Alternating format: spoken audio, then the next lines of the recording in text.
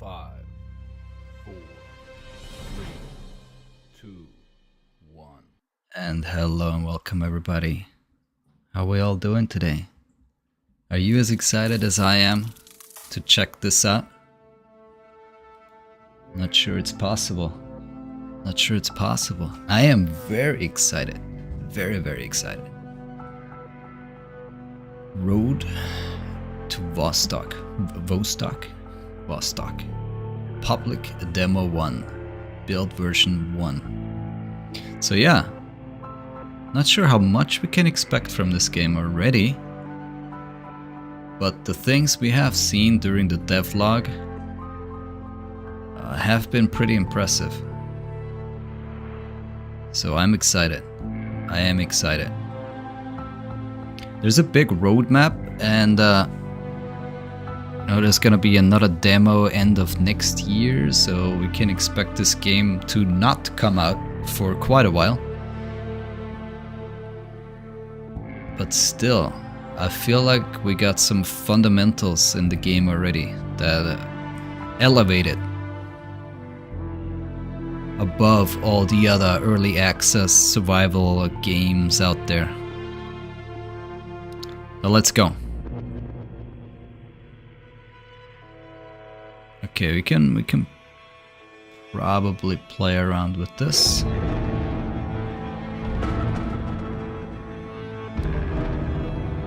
I'm kind of looking for the settings option, you know. Audio is a little loud. No graphics settings either. Okay. Let's jump in.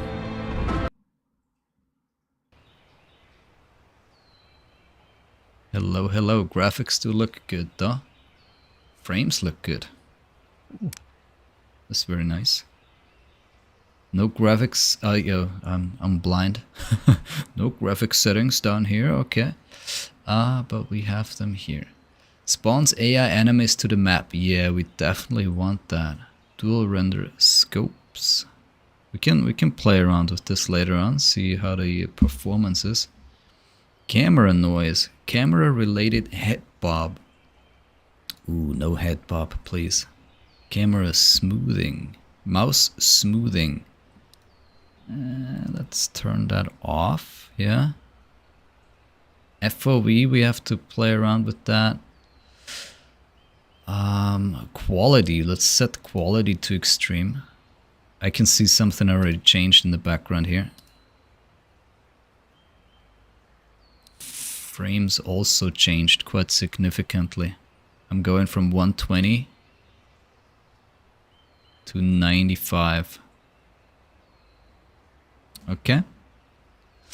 Texture resolution 100, vertical sync off, debug profiler. Yeah, we can leave that on for now. Time of day, weather type, ambient occlusion, sharpen, saturation. It looked kind of good. Contrast, bloom, vignette. Maybe we turn this off a little bit.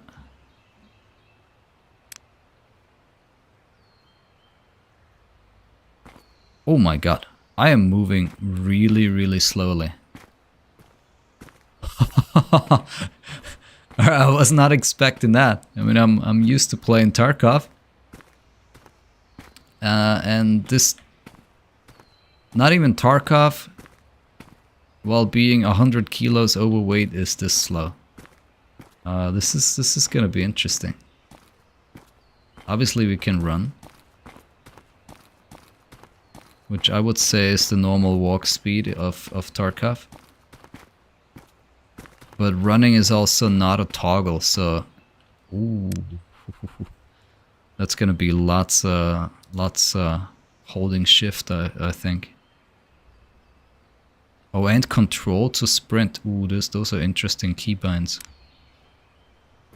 So this is walking, this is running. Let's do that here. This is running, this is sprinting. Yeah, sprinting is fast. Sprinting is fast. And I can go from walking to sprinting. Alright, we can also see that my body percentage up on the top left corner is going down when I'm sprinting. I assume it goes down when I'm running as well. Yeah, but slower. Okay, so we do have to walk around quite a bit. And I have to say I'm not against this.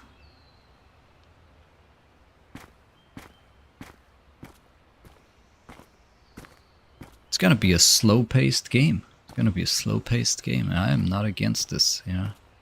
Having played the Call of Duty Modern Warfare 2 multiplayer beta yesterday, It feels a little, you know, different, but I like it. I like it a lot. Let's go read these signs here. Welcome to the public demo number 1. The purpose of this small demo is to get initial feedback on the core mechanics and to give a realistic picture of how the development is progressing. Road to Vostok is currently in an active production phase and solo developed from Finland. Have fun testing the demo. You can freely stream, record and share footage from this demo. Thank God it didn't say that we're not allowed to do this, because it would be too late by now. Controls. Yes. We have seen most of that already. Oh, we can't prone. Yeah, we can't prone. We can crouch. They removed prone, it says. We can lean, Q and E. Whoa, that makes me dizzy. Why does that make me dizzy? Is that just because we don't have a weapon? Oh my god, I gotta stop doing this. I've never felt this in any other game where you can lean.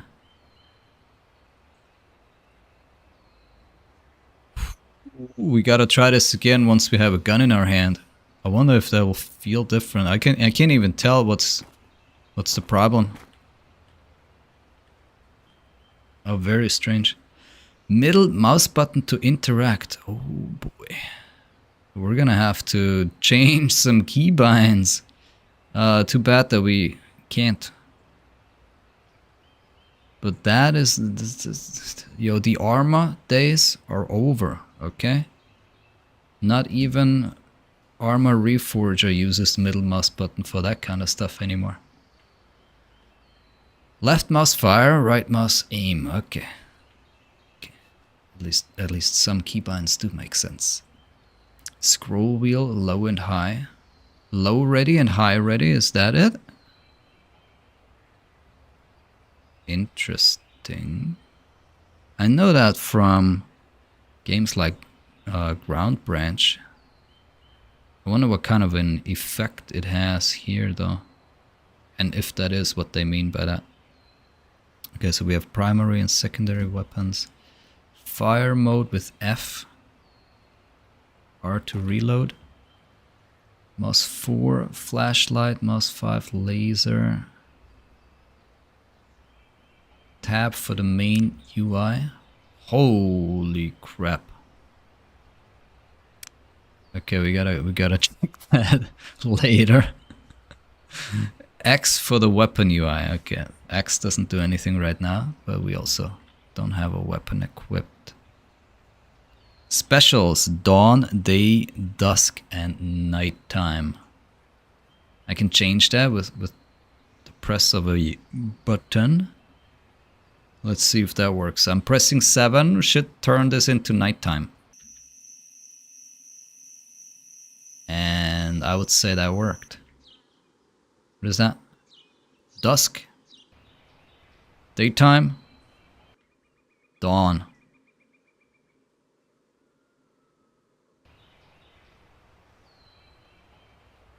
Ooh, I like it. I like it. F2, show hide weapon UI elements. Okay, we'll have to try that once we get a gun as well. I'm stuck on a crate. This crate says empty, but that means it could have something in the future. All objects that logically have storage space are loot containers and that can store items. I love it. Each container, whether it's a cabinet, crate, tent, or trash bag, updates every time when you enter the map. You can open containers with middle mouse. In addition to containers, loot is also generated through simulation, which makes sure that items are never in the same places. Yeah, Tarkov? Huh? When are we gonna get that?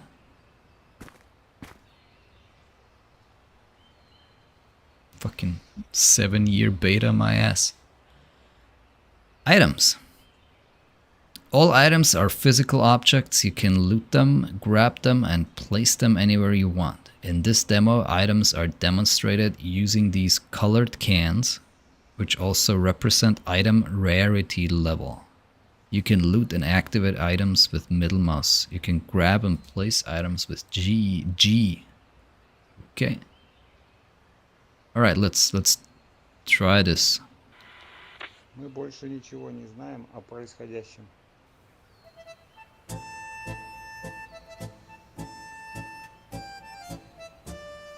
Hey, if we're gonna mess around with a couple of paint cans, you know, trying to build a freaking castle, might as well listen to some good tunes while we're doing this. Alright. Let's grab one of those. Ooh. See if we can place that on top of the other one. Oh, we were quite short, huh?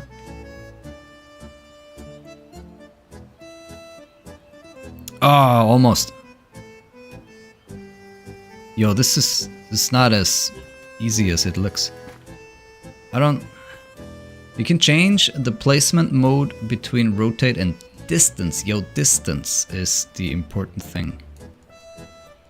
But that...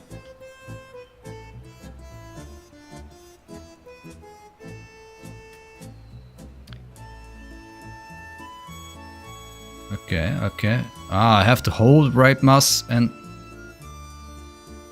scroll it. No, it doesn't work. Well, it does work. It does work.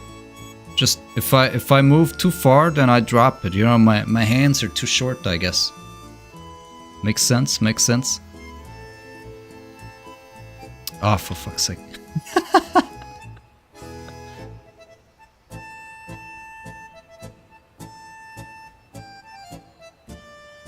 Okay, we got it. There we go. Shadows align. There we go. Эвакуация района началась. Wait, why did I drop this? Просят держаться внутри помещений. Положение на границе очень тревожное. Why are my hands so short? Не знает, что происходит на самом деле. Мы больше ничего не знаем о происходящем. Эвакуация района началась. Посторонних людей просят держаться внутри помещений. Oh, why?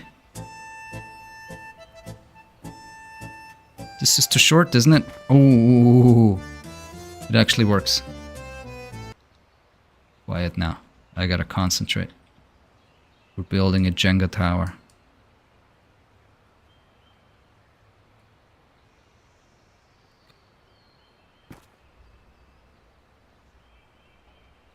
I'm sure this is what everyone wanted to see, right? New survival game.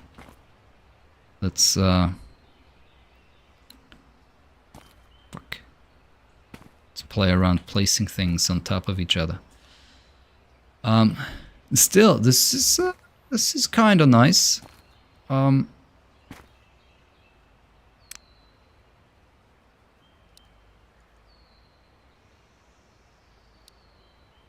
don't know what I can use it, transfer it. I want to hold it in my hand. I don't think I can do that. I can place it. Ah, there we go. There we go. Yeah, we placed that back where it was. See, I never touched that one. Okay. Cool.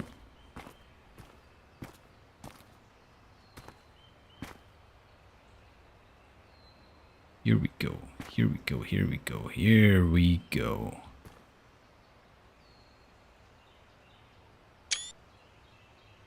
The arsenal. I like it. Each weapon uses a procedural weapon handling, aiming, and recoil system. Oof.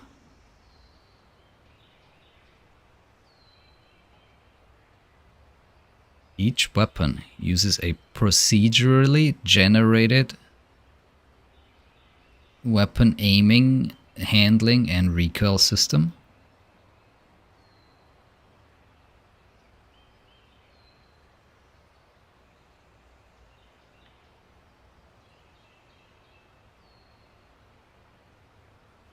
I don't know about that. I see why they're doing it though. I shouldn't say they. It's a single developer, right? I see why he is doing this. The developer is doing this, but I don't know about this. It kind of feels like Borderlands, right? You can get the same M4 like 7 times, but they're gonna feel somewhat different. And by doing so, discovering yet another M4 could be somewhat special. So I think I understand why they're doing this. I'm not sure if I'm gonna like it though. It really depends on how big of a range there is, right? Like is it gonna go from shit handling to super good handling? We've already heard them mention about item rarities. So I guess you're gonna have your epic M4 that is super accurate, low recoil, and then you're gonna have your common M4 that's shit. But then you also have, 17 other common M4s that are a little different, but all still shit. That would be interesting. I wonder if we can try some of this already. I have no clue. I don't know if this is it or not. Like, I feel like we're at the tutorial phase here, and we can go out into the world. Maybe we can already loot some items in the big wide world and feel out the differences between the different guns. Anyway, let's continue. Once you have moved a weapon from inventory to equipment slot, the weapon is available for activation. You can activate your primary or secondary. And you can lower and raise weapons with weapon scroll. Yeah. Raising or aiming a weapon consumes arm stamina. Aha! Alright, so this is a bit of an explanation why we need the ready high, ready low stance, I guess. But that means we're always walking around with a gun in our hands, though. Not DayZ style, where, we put our gun away completely. That's okay, I guess. That's okay. Hello. Public demo AI.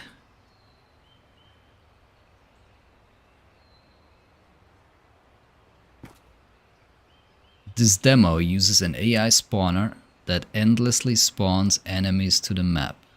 When you go to the map, there are no enemies at first. Enemies only appear when you activate the spawner. You can activate the AI spawner from the demo menu. The maximum number of simultaneous enemies is limited to 3. Ooh. That's not a lot.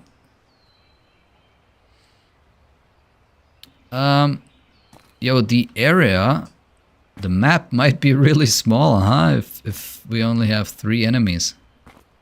I wonder if they pop up right in front of us, or if they are like somewhere on the map and we have to go and find them. Ah, yeah, here's the roadmap. Like I said, next demo is next year. So you can imagine when the actual early access and the release is gonna happen, right? But at least we have a somewhat realistic looking roadmap, They're not like, hey, buy my game, it's gonna be out in early access, at the end of this year, and then it's gonna be delayed 17 times.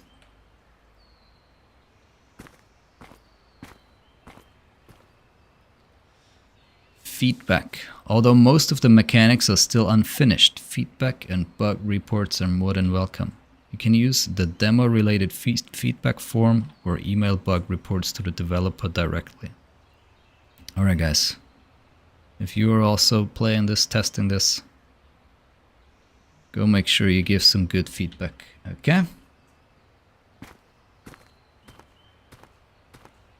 I feel like we gotta test out some of these things here. We've not actually checked the crate before. It is empty, and you know what? You know what we're gonna do, right? You know what we're gonna do. We're gonna crash the game right here.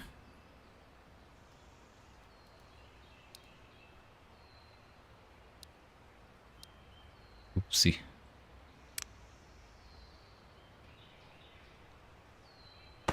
I didn't want to put it in my hands. Okay, this system is not gonna work, but it's still early. I highly doubt this is gonna stay the same. Oh, we did not crash the game. The crate is no longer empty. It now has an item inside.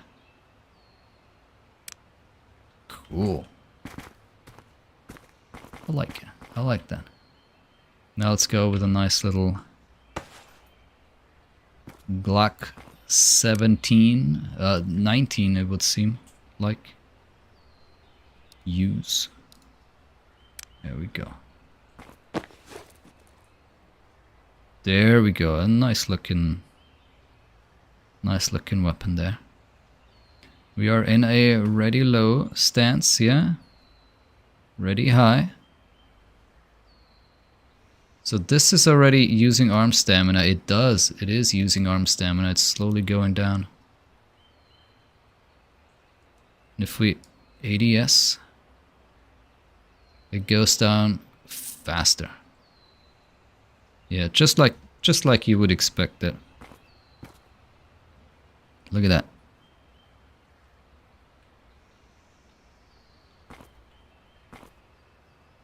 Yo, Billy, what's up? It's got biometrics like Scum. I don't think so. I highly doubt that. I didn't know Scum had that though, to be honest. With biometrics, as in only you can use this weapon? It has a biometric lock on it? Ooh.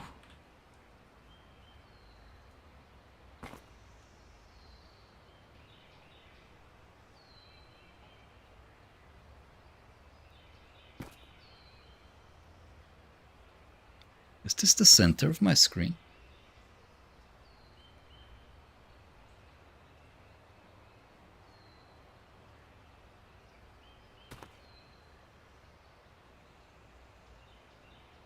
I guess so. Guess so. It feels a little off, but that might just be me, you know, we have not warmed up at all.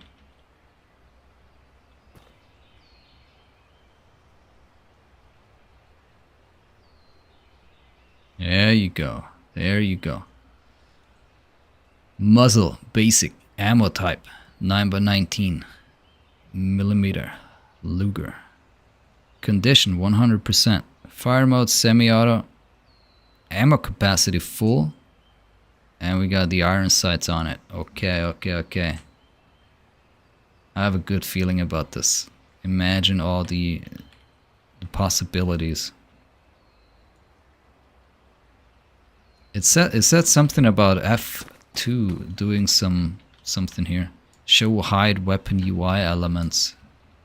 It's not really doing anything right now.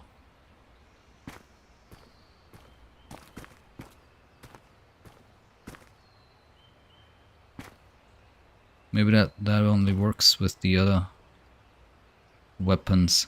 Like I obviously can't change firing mode, but maybe that's what will pop up if we used one of the other weapons.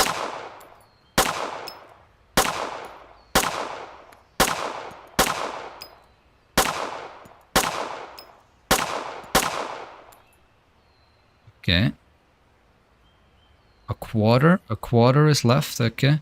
Can I see the magazine? No. We cannot check the magazine. I actually don't even know how much ammo I have. I guess that's unlimited at the moment.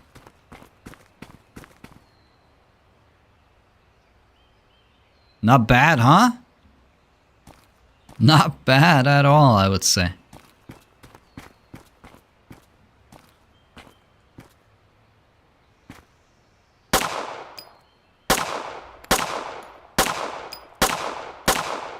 Ooh, much worse.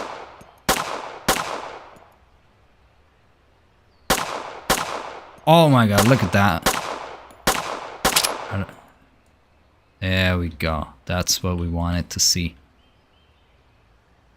Look at this. I feel like it looks almost too good. Now, if we find like a 30% condition weapon, it cannot look that clean.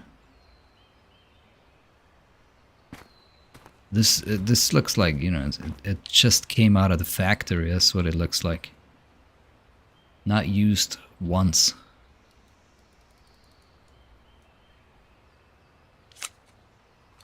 Oh no, show me the animation. God damn it. You gotta show me the animation, damn it. Hey, what's up? How do I pronounce that? Jihan? Jihan?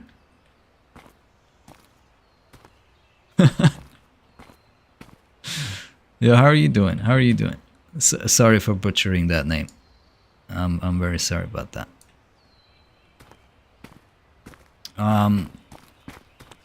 Demo does run pretty smooth. Look at that. I just turned on a laser.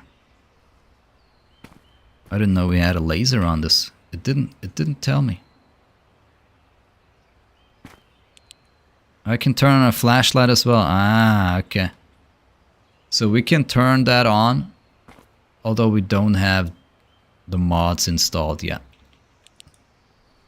That's just for testing purposes, I guess. We have our little laser right there. But it's running smoothly so far. But I'm only in like the shooting area. The shooting range, I mean. So I assume we have another a different map here to explore. And we also didn't spawn in any AI just yet. I hope it's gonna stay this smooth though. Actually, the leaning's not as bad as I thought it was before. Kinda made me feel a little dizzy before, but this is alright now. I want to check one thing though. How did we do this earlier?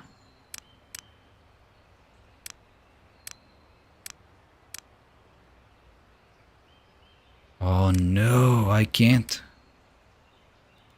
How do I go back? Oh, there we go. There we go. I wanted to check out the FOV sliders here. Horizontal weapon position, vertical weapon position.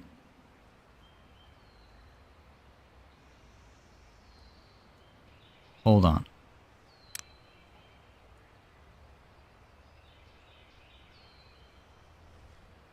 Did that change anything?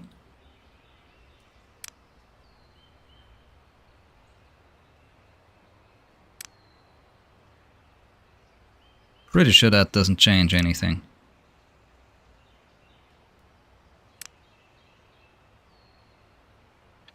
Question is, am I still shooting where I'm aiming at? Yes, I am.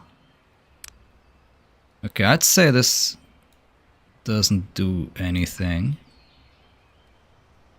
Oh, but as you can see already, the weapon FOV definitely does change. Okay, this is definitely too much. Let's pull it all the way.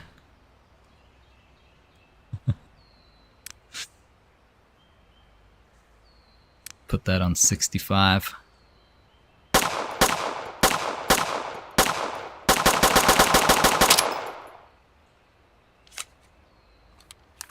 Oh, there is an animation there, but we can't see it.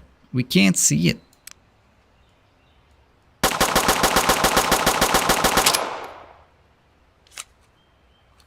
Let me see. Damn it. Doesn't even work. Even with the weapon FOV fully turned up. Let's change the world FOV here a little bit.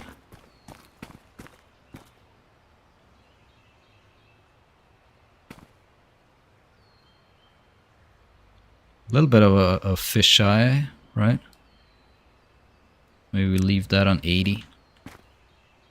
Alright, sounds good.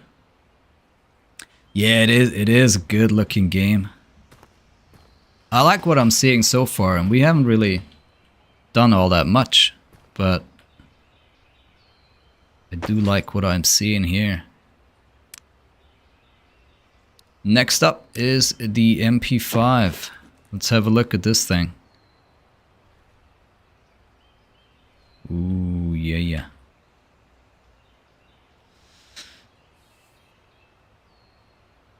Yeah, I wish we had some mods that we could put on there already. Maybe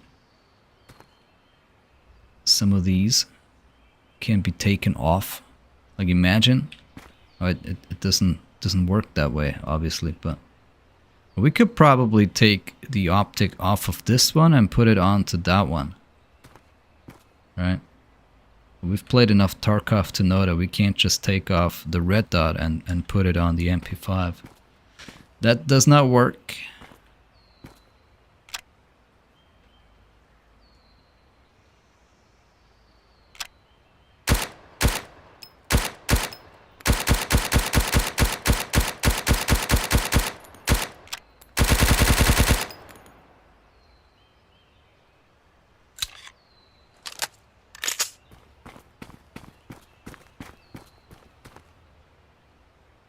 Alright, not too bad, not too bad.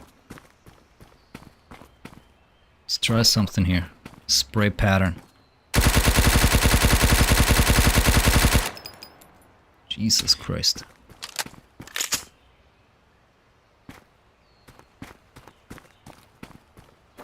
We didn't try to control it. Let's try to control it and maybe crouch. Ah, you can't control it though. You can't control it. After a while, the weapon just goes crazy. I mean, it's better. It's better than this for sure, but does not feel like you can control it after like the first 10 bullets or so.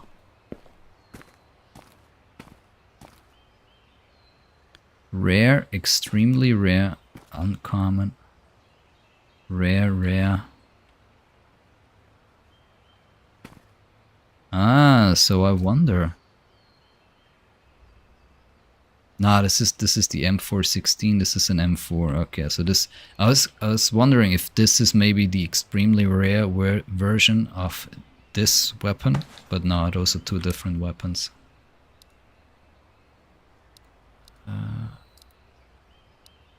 Go.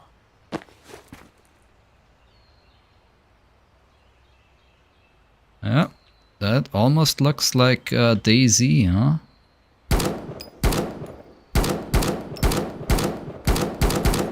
Feels a lot better though. Not gonna lie. Feels much more like a shooter. Holy crap though, that recoil. Look where that went. Okay, so we are not supposed to full auto fire at something.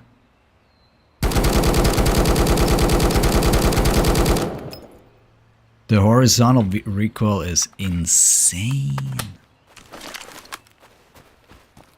It is absolutely insane. It just... It has a mind of its own. It does what the hell it wants to do. Oh, but look at this. We got the red dot on there. How do we take it off? Ah, that's what F2 does. Oh my god, yo. This is great to get some screenshots. Oh, look, it's on semi. That's not correct, though.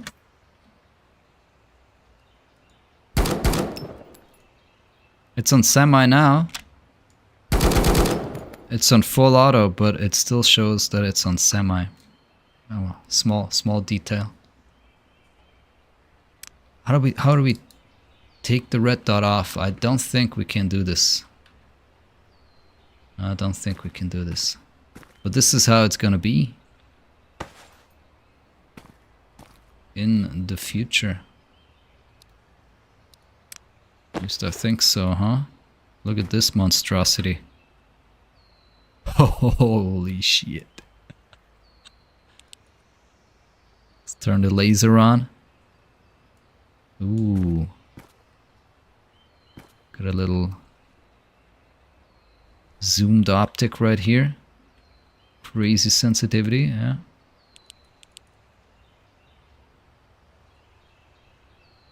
Look at where my red dot is going. Can you guys see that? It's hovering all over the place. Speaking of hovering all over the place, what happens if we lose arm stamina? Let's test that out. We're on 40% right now.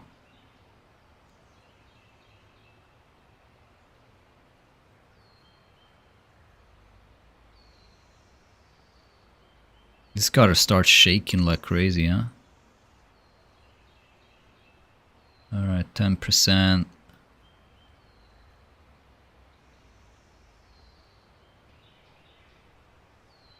Yeah, look at that. Look at the red dot. Oh, the red dot, I'm saying. The laser. Laser is all over the place. It doesn't look that bad, though, to be honest. I thought we were gonna shake way more. That was dead on. Let's wait until the laser is super far off center. And we shoot again. I missed my chance. Oh, so it is. The laser is correct, though. You guys saw that, huh? The laser is correct. Red dot stays in the center, but... Oh shit. Red dot is also moving now. What happened now? Suddenly the red dot is moving.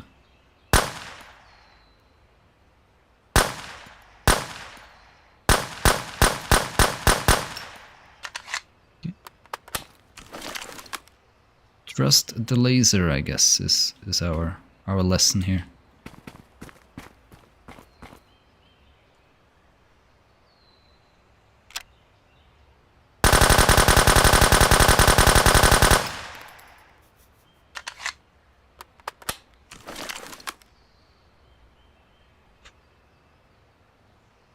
Yeah, that tree back there is dead now. You guys saw that, right? Oh my goodness. So much recoil. But recoil that we cannot control. And I think this is gonna be a bit of an issue. Like it says here that the recoil patterns are randomized, right? Procedurally generated. Procedural weapon aiming and recoil system. I feel like that's okay, but we don't even have the option of controlling it. Like you start shooting, and after a couple of bullets, you know, the gun is just doing this. There's no way for you to control it anymore. So, I don't know. I wish there would be some skill involved, you know, in learning the pattern, trying to control the pattern. It can be super hard. I don't care. Not having that option. Alright. AK in mint condition. Semi. Full auto.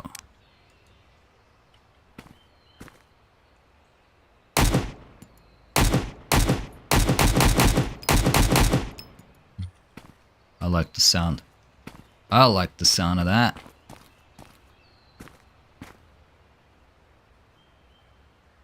Iron sights are terrible though.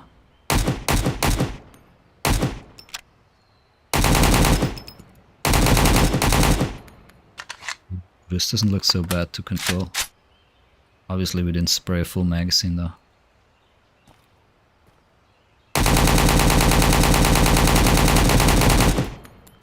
Nah, it's the same. It's the same. First few bullets, like first half of the magazine, you can control it somehow. Second half of the magazine, it goes wherever it wants to go. All right, sniper rifle, nice little hunting rifle. We know this from all our hunting games and from playing DayZ, right? This is a Tundra, I would say. 308.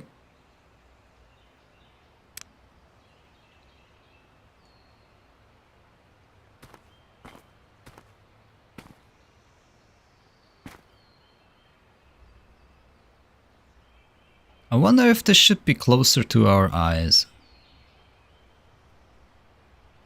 As in, bigger on the screen. Right, some games do it like this, some games make it super big. And I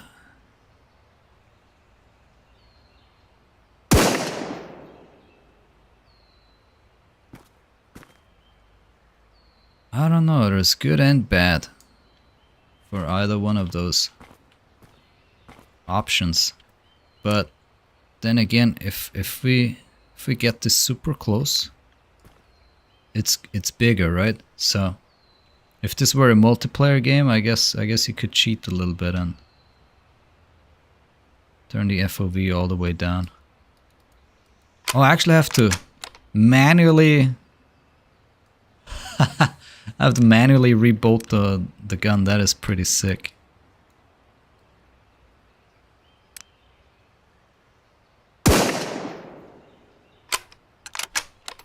Oh, look at the bullet casing. Nice. Ooh, I'm a fan of this one.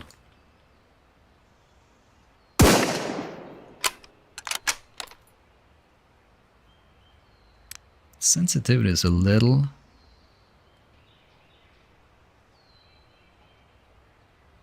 fast here.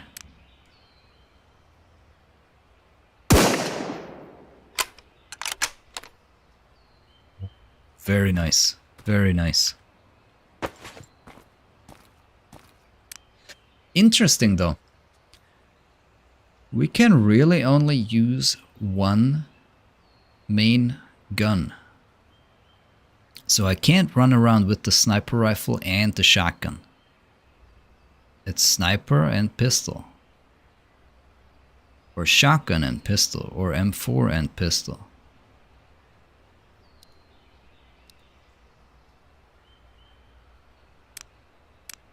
Interesting choice.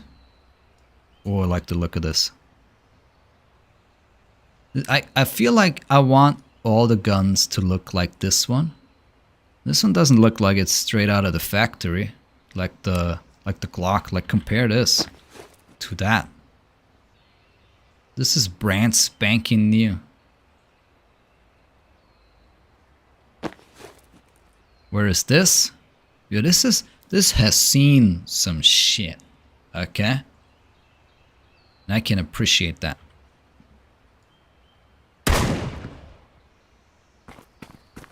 Did we hit something?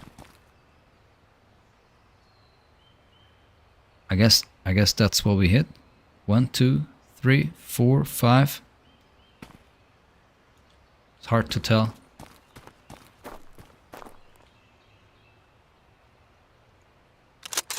Oh, I have to pump it manually. I like that. 1, 2, 3, 4, 5, 6.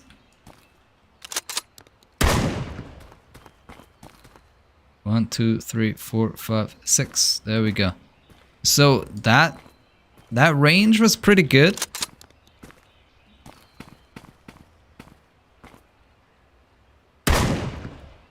At this range, we're already not hitting all of our pellets at the target. Spread is pretty big.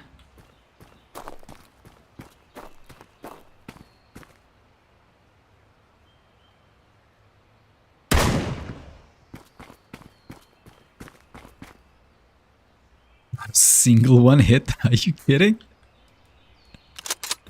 Are you for real? I guess so.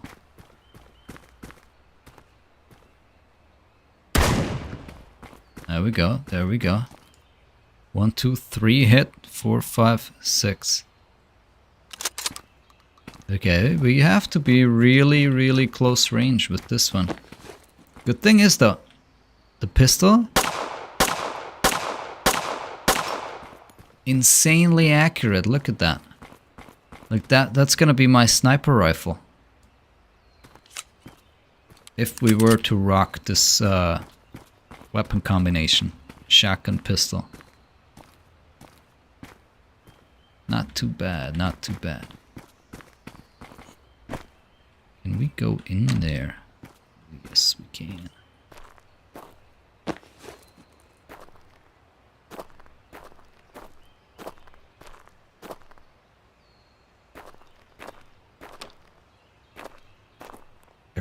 A crate, can I loot it? Shit, it's not a crate. No vaulting, okay.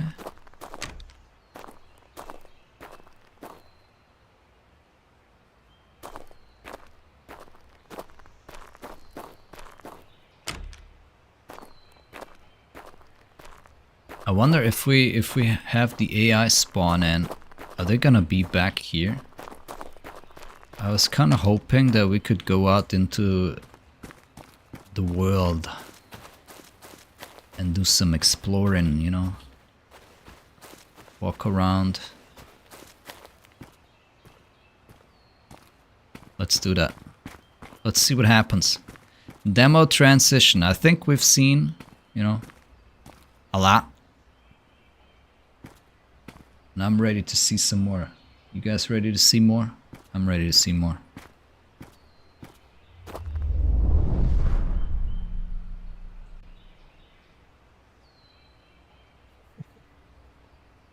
And I like what I'm seeing. And I like what I'm seeing. God damn.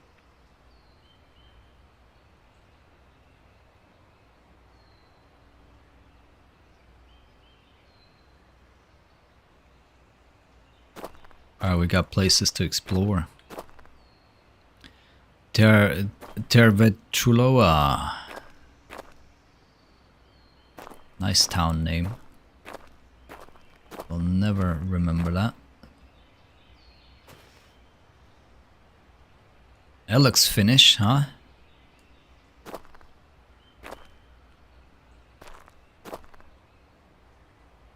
You know how I know that it's Finnish?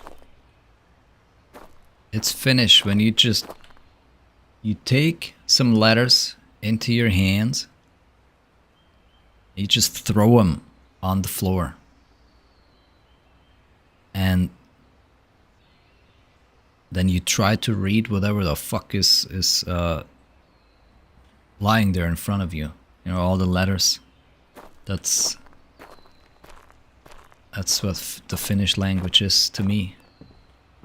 And I say this with, you know,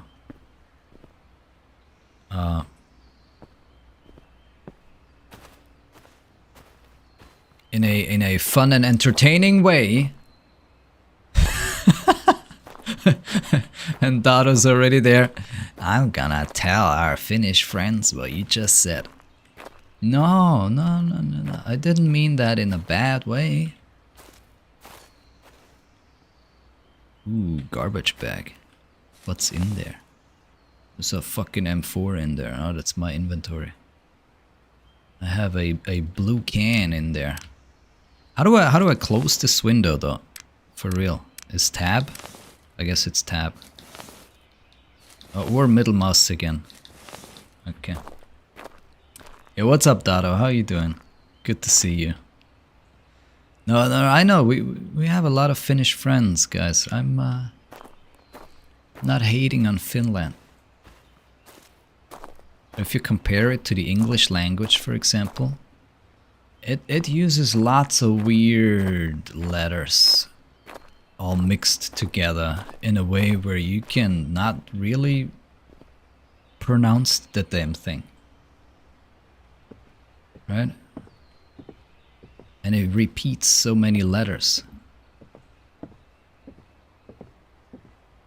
There's not just one Y in there, no, it's gotta be 3 right after each other. Why? I don't know why. One wasn't enough. Cabinet.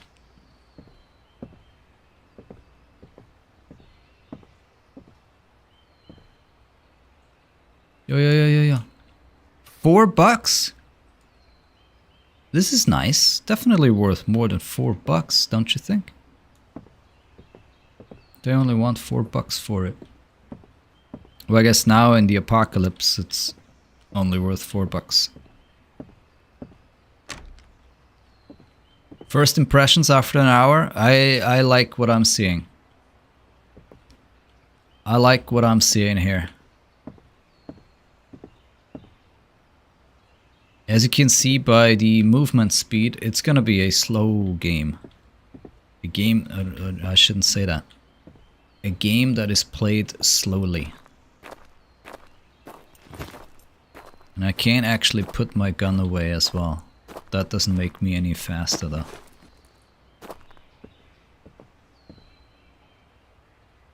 Look at this. Look at this, Dado. I know you can appreciate that. I can appreciate that. Let's put that away though. We don't want to scare the little kids on the playground. I like the environment. And I like how we have 100 frames. Remember, early access, super early alpha demo.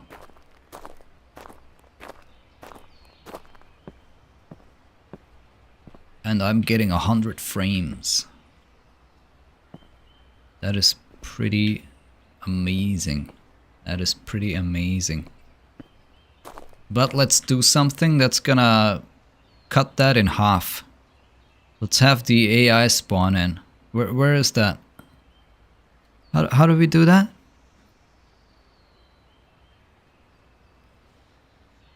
AI, it was one of these, right? AI spawner, there we go. On.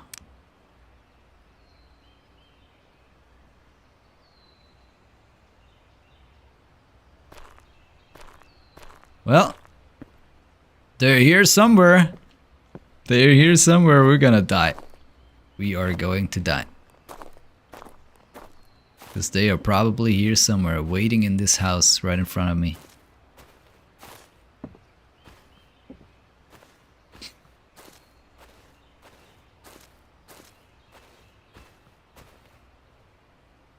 Yeah, it is really an alpha demo, but I mean, you know, there's alpha demos and then there's alpha demos, and that's definitely one of the latter ones. Like this is just a quality. This is of a quality that you don't usually see in games that are this early into development.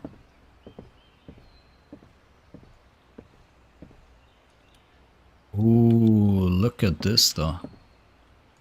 Look how small this is in relation to how tall I am. This is very weird. I hear them. I hear footsteps.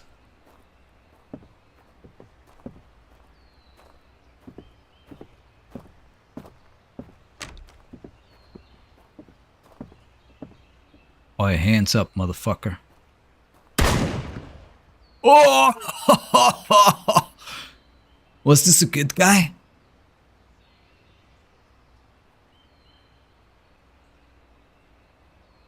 That better not have been a good guy. Alright, let's sprint shift W at his corpse. I want to loot him. How do we do this? I have to... I'll tell you exactly how many buttons we need to press to jump through this window, okay? I have to press W, first button. W to move forward. I have to press Shift to run, second button. I have to press Control to sprint, third button. I have to press Space to jump, fourth button. And I have to press C to crouch, fifth button. You guys ready? We're gonna do this first try. On God, no cap. Fuck. Almost. I don't think it's possible, but we're gonna try. Oh, that was a fail.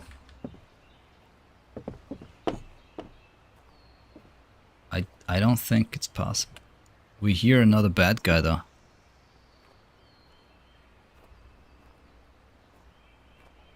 Hello?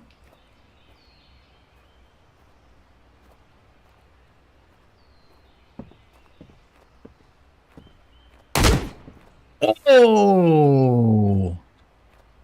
Ow!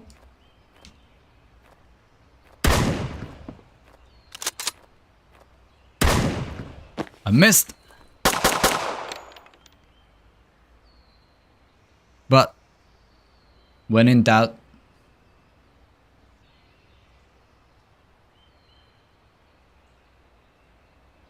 Glock, don't mess around. Let's try this again. Nah, I don't think you can jump through windows. I don't think so. And I'm not just saying this because I can't press 5 buttons at the same time and get this to work. Hello, public demo AI. Why are you empty? No! I wanna loot your stuff.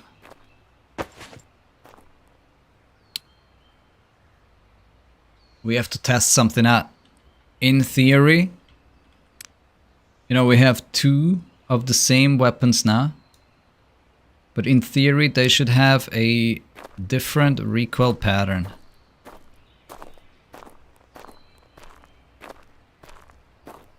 We're gonna have to try this. Let's get the third one as well. You got something else on you, huh? How about some heals? No heals, huh? I like these locations here, honestly. Looking real nice. Whoa. Dude, did you just spawn in? Did he just spawn in? Oh no. I thought that was a shot to the face, my friend. That one was though. Shotgun is a lot of fun, not gonna lie. Shotgun's a lot of fun. Next enemy though, we're toast. So we have to test our theory here.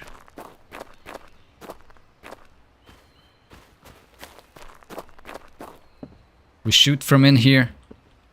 That gives us a little bit of cover. Let's try out a couple of those AKs, shall we? Yo, thanks for stopping by, Dado. Keep an eye on this one.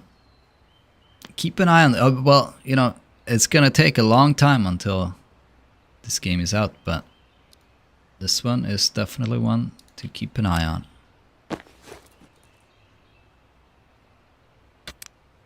So, how did that work? Okay. Alright. This is not such a good spot after all. I'm just worried we're gonna get shot here by the AI. Let's do one spray here, one spray there, okay?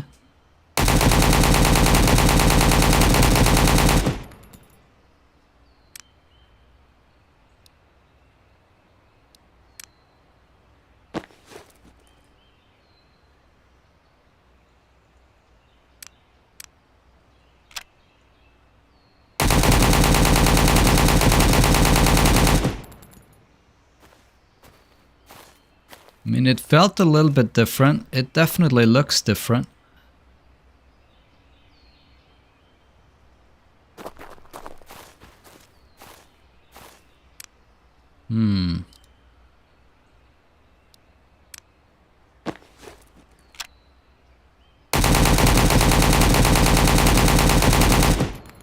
Look at the horizontal recoil on this one. That one was a little crazy. I hit some... This is a nice grouping right there. This one was all over the place. This one, I feel like this one is kind of nice. It's... Grouping is not too bad on that one. You know, for all the bullets.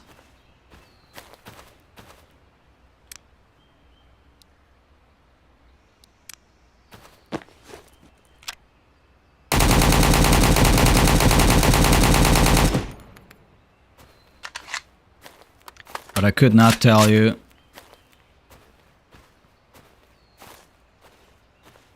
I couldn't tell you if one of these AKs felt any different.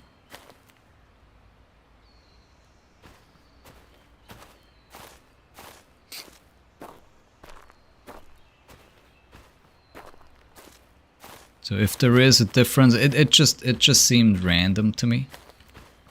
I guess we should try.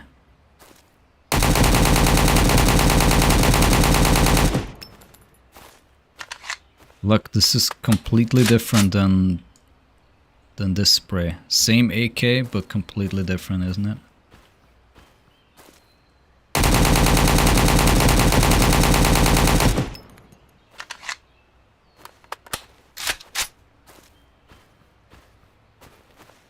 Maybe we misunderstood this. Maybe each spray is procedurally generated. It's not the weapon.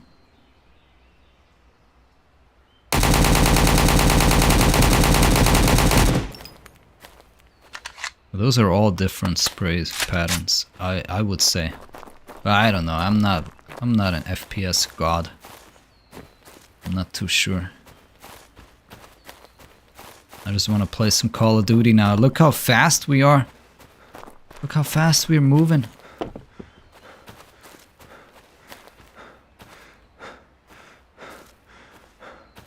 And now we're out of breath.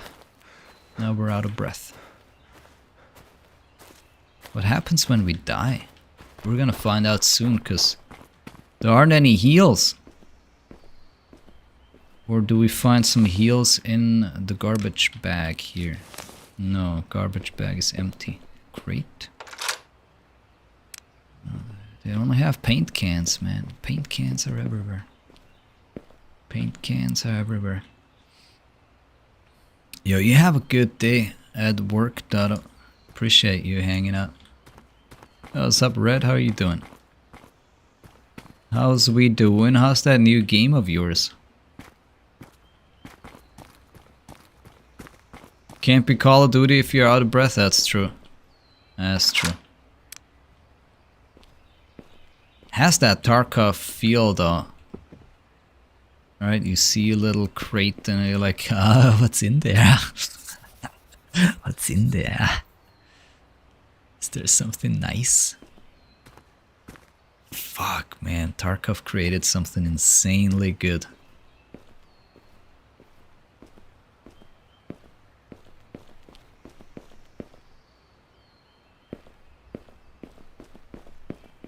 First it was like BR games, where it's just random loot everywhere.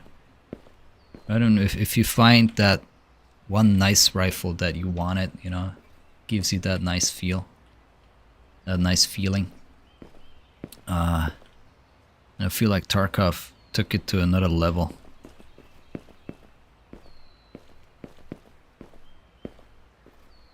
Letting you wait until, you know, you're searching the stupid container.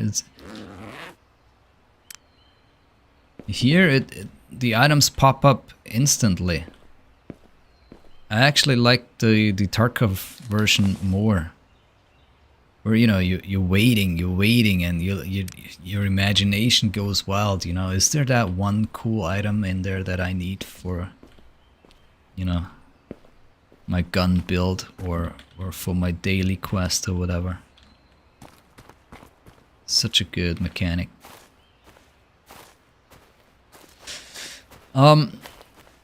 So we made it from one area to the next. Where are we gonna go from here? I don't want to leave actually. Okay. That's good. Because I didn't really want to leave. But if there was yet another map, then I would have wanted to know about it. Look how small these are. I feel like the scale is a little off. Like, I'm fucking waiting for the damn bus, you know, bus isn't coming. I'm fucking hitting my head here. Just, I'm sitting here, waiting for my bus. Fucking bus ain't coming. I've been waiting forever. I stand up and I hit my fucking head. What the hell? You see what I mean? This is a little small. And same happened earlier with the doors.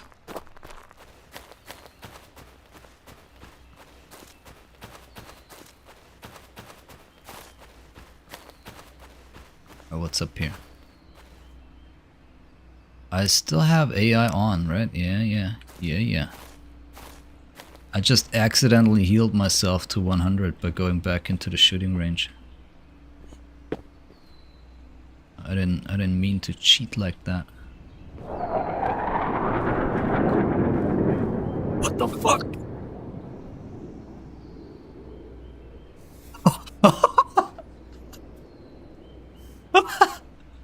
Yo, what the fuck, man?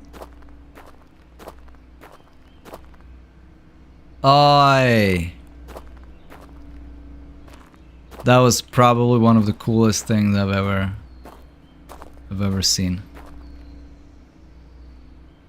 in a video game. Recently, let's say recently. I don't know. Totally unexpected, and the sound that it made was so fucking real.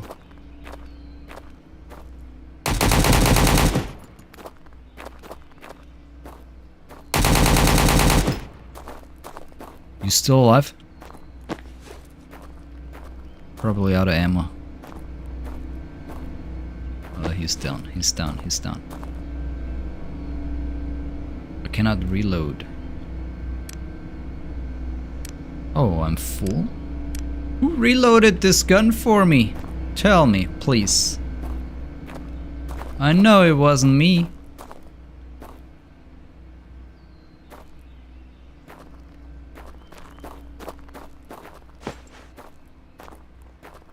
Let me grab that. That's mine now.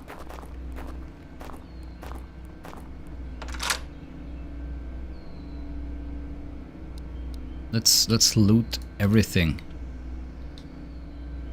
on this map.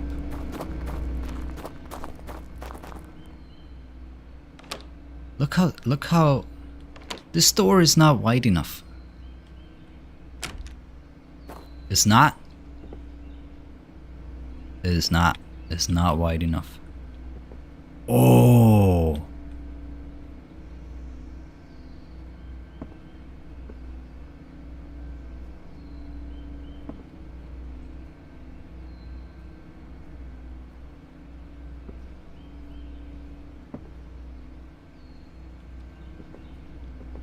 Yo, I am pretty impressed by the mechanics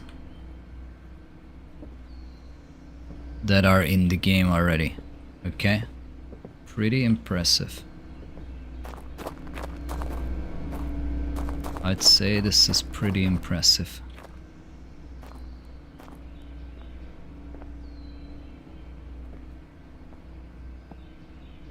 These are some Stalker vibes right here. We gotta change.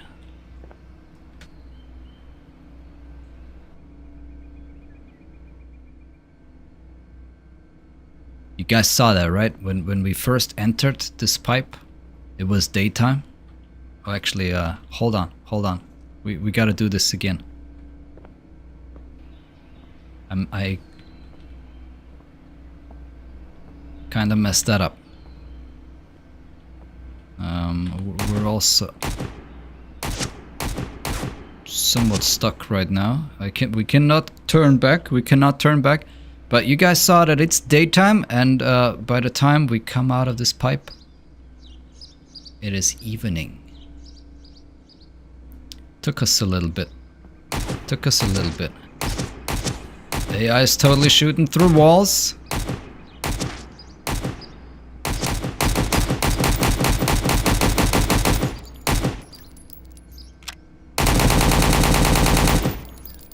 We were totally not in full auto. That's okay. We didn't need to be. Next bad guy. We're gonna snipe. Alright.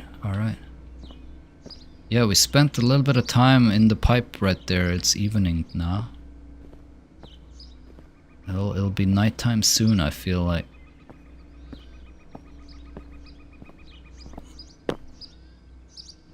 I also feel like we might be stuck here. I feel like this could be the end of the map.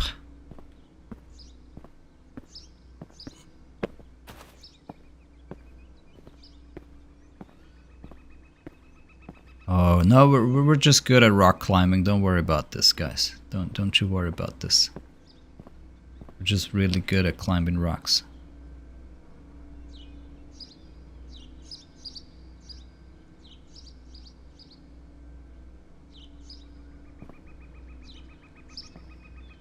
Alright, now imagine this.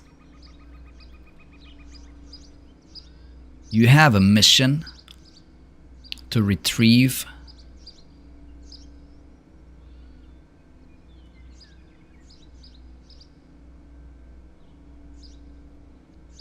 a stolen nuclear warhead. Stolen Russian nuclear warhead. For some reason,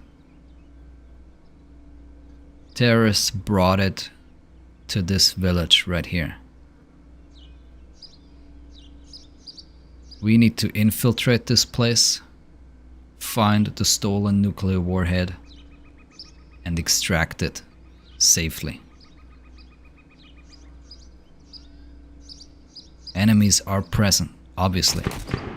It's protected. We're getting shot at already. We have been spotted. I do not see the enemy. Oh, there it is. He took the headshot. He tanked the headshot. Oh my goodness. Oh my god, I think I missed. Oh, I was leading a little too much. And boom. He's down.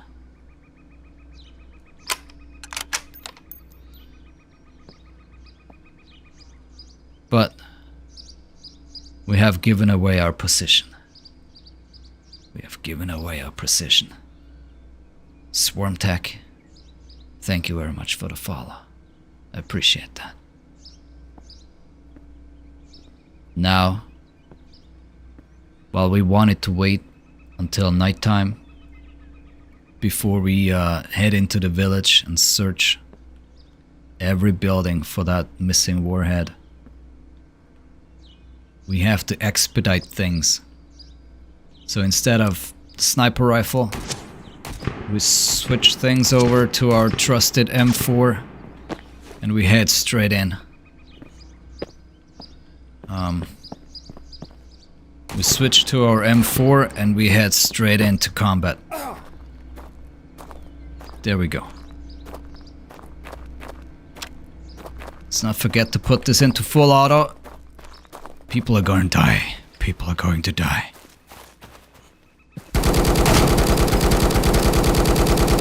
We have seen the enemy. We believe the enemy is down. The enemy is down. But shit. We wanted to interrogate him. We don't know where the missing warhead is. Let's take away his weapon in case he's not fully dead. We hear more footsteps. We have seen another enemy. We've seen another enemy. We switch to single fire. We peek. It's a left peek. Not a good thing. We place it. Oh, shit. We have been spotted. We have been spotted. We have been spotted. We wanted to do this nicely and quietly. But we took too long.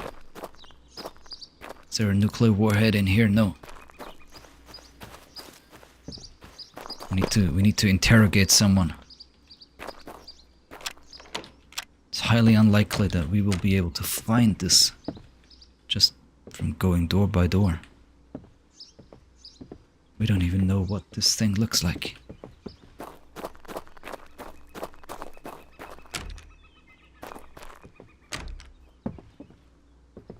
There. How shall we interrogate this person? Shotgun to the knees. Shotgun to the knees it is.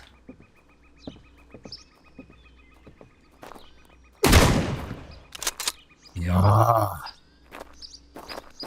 He does not want to cooperate. But we will make him cooperate.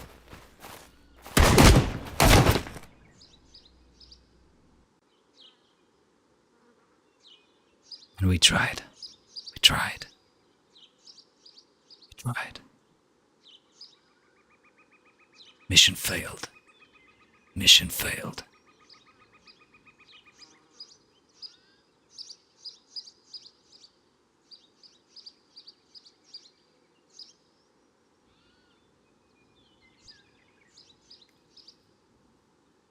Well, all right. I feel like I feel like we should not bring all these weapons.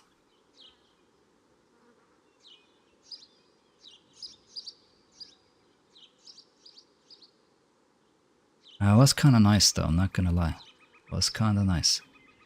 But how about we just bring a pistol? All right. And we just grab one of the AKs that they're leaving behind.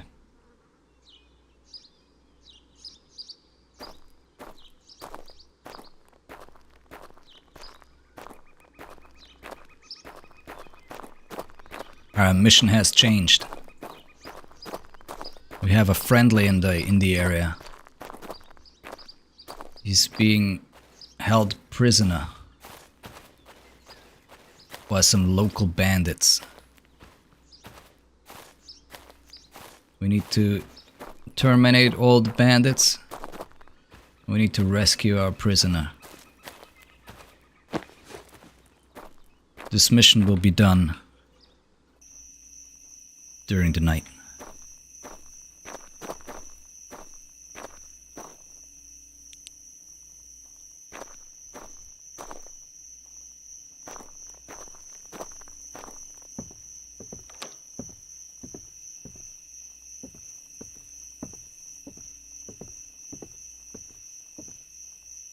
However, this mission needs to be interrupted shortly, as there is a hungry cat nearby.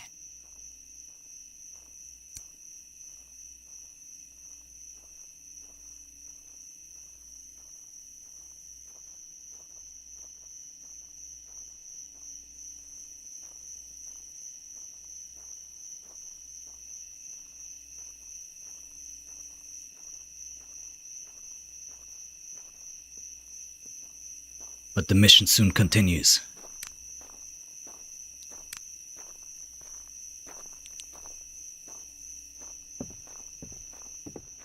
Footsteps can be heard.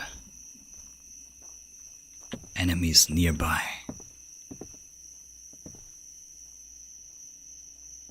Suddenly, an idea.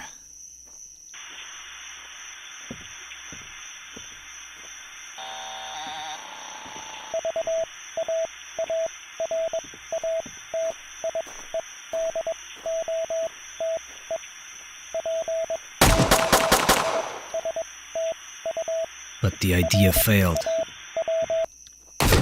Nobody came to investigate the noise. Instead, everyone suddenly knows where I am. Footsteps can be heard.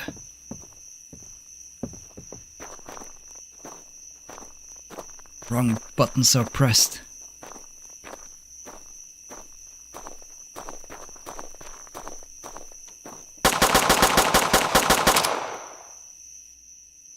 Nevertheless, enemies are killed.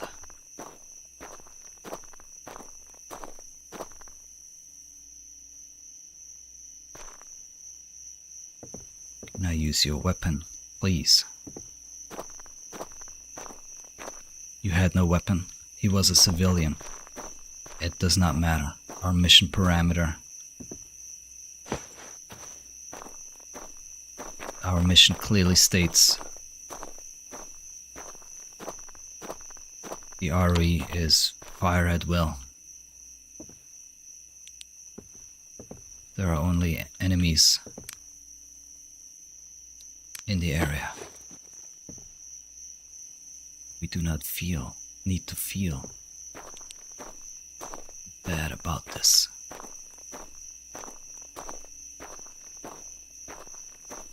So we continue on with our mission. We're shot. We have taken a hit. We need to reposition, get a better visual on the target. We do not see. We forgot to bring our night vision. The only advantage that we had against these terrorists.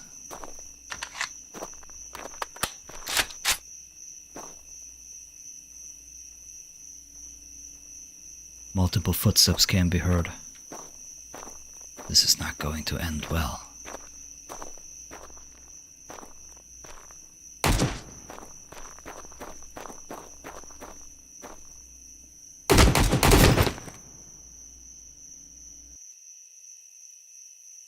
And it did not end well.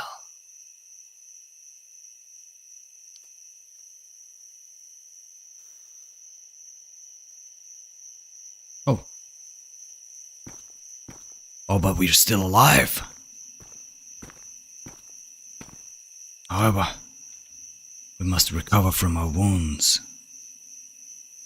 And therefore, we must sleep.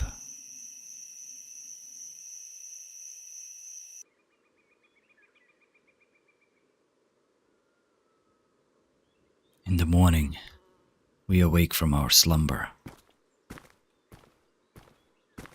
We find out what happened. we found a friendly person. He dragged us to safety. He patched us up, and he is offering us a selection of the finest firearms that he has collected over the years. Now we have a choice to make. But the choice is pretty obvious.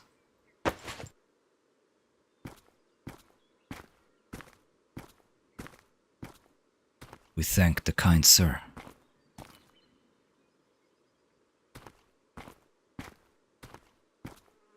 And we head back out into the darkness.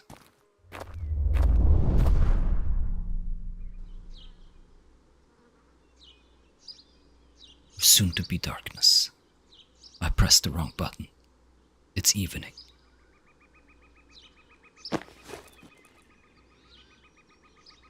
And this is not the weapon that we have chosen.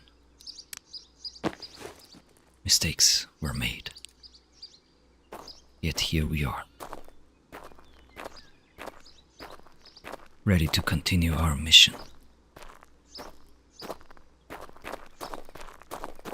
Will the prisoner still be alive by the time we get to him? Or her? For reasons that are unknown to us, we do not know the gender of the prisoner that we are supposed to extract. But it does not matter.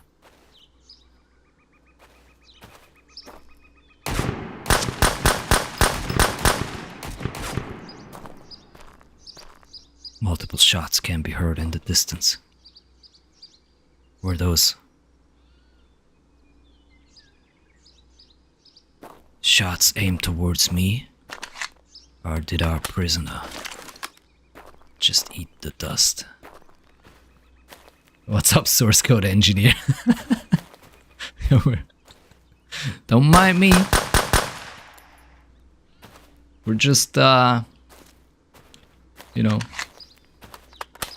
getting immersed. We're just getting immersed. How are you doing?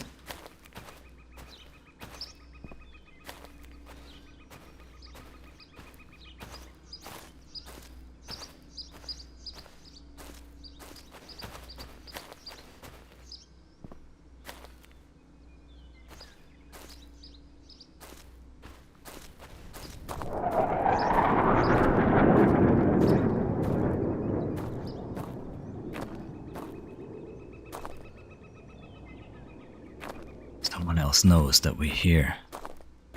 We're being watched from above.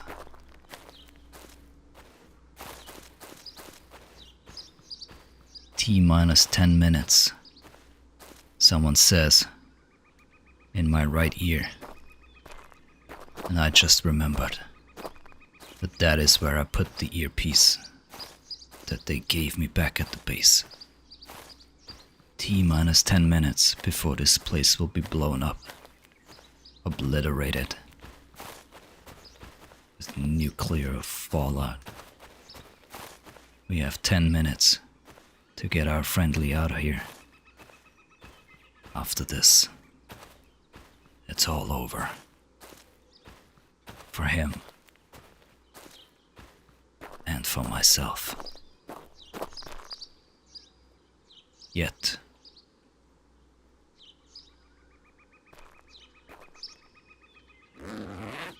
there is loot in the area. And we all know that we cannot just leave loot behind. Especially when there's a chance of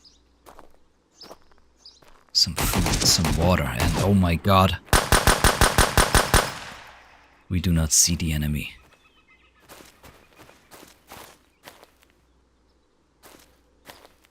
Looting those tents may have been the wrong choice to make at this time. We have ambushed.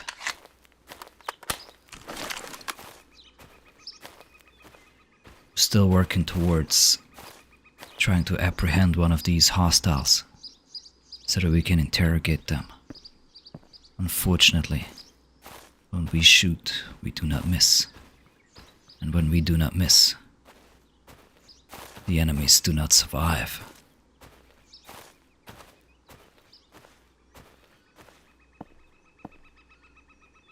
And it is very difficult to interrogate a dead body.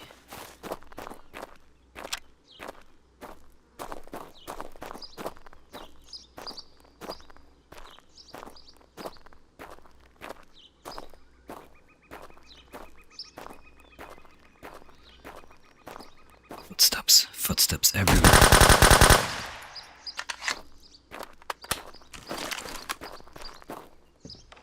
Time is of the essence, though. We cannot play around with these terrorists all day. We need to find our prisoner, free him, and get the hell out of there. T-minus 5 minutes, it says. Right there in my ear.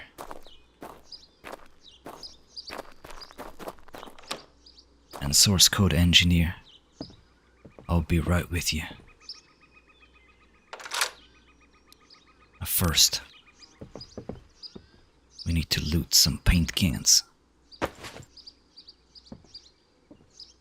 Shoot more terrorists.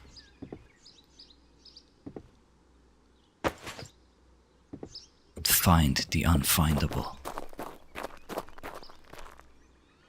The prisoner. Was this his room? Was this where he was kept? Did he escape through the window? Or through the open door? We do not know.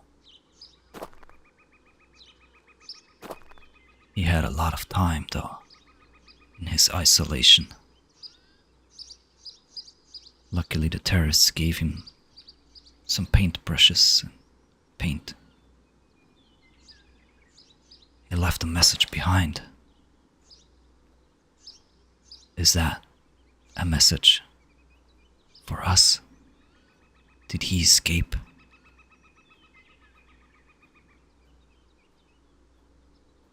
The road to Vostok, is that a clue? Is that where he went?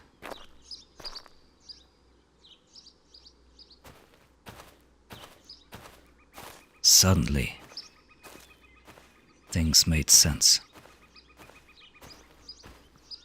I needed to find a map. I needed to find the road to Vostok.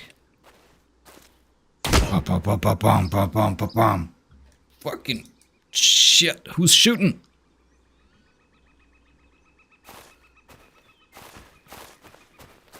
I was just done with my little story here. Little story time. Don't you dare interrupt my story time.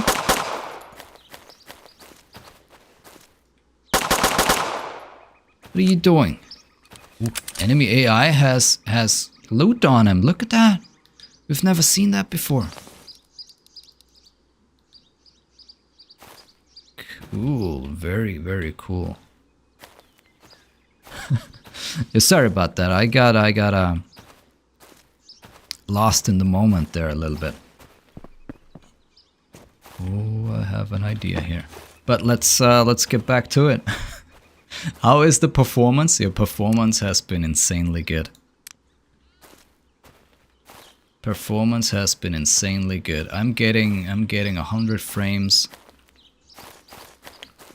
120 sometimes. You know, it barely, I don't think it dips lower than 90. Which is, you know, for as early as this game is in its development, these are some fantastic numbers. And I'm really impressed in all the features that we have seen working already.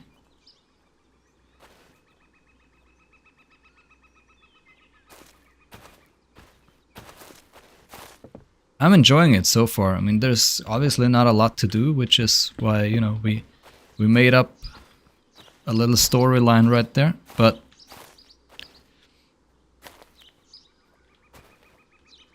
what we can do and what we see are pretty damn good, I would say. This guy saw me from all the way over there. Phew. Wanna snipe the next one.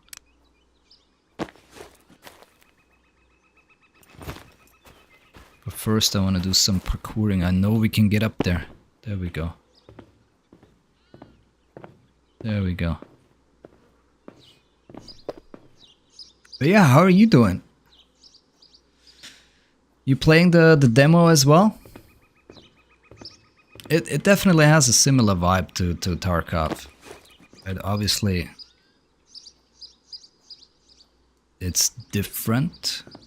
It will always be different because this is more of a single player Stalker-like game, I would say. But I think it borrows a couple of things from Tarkov and other games, and seems to be quite unique, you know. Hold on. I heard you. I didn't know you were over there though. I don't actually know where you are. Where are you?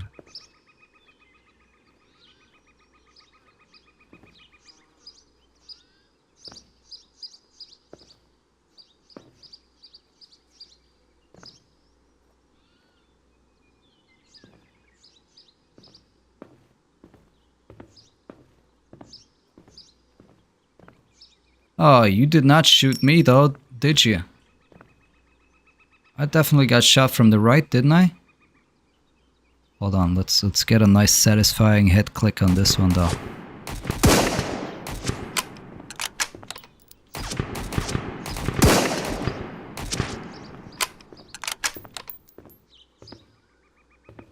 Oh, there you are.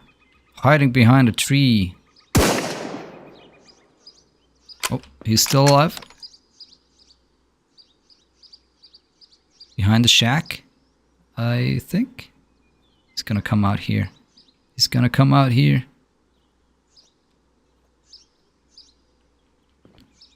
I think he's gonna come out here. We saw him move after I shot him. Yeah. Sometimes they tank headshots though. I don't know. I don't understand. But other than that, things seem okay. Even the AI, I mean, for being this early into development, everything I see here is very impressive. Very impressive.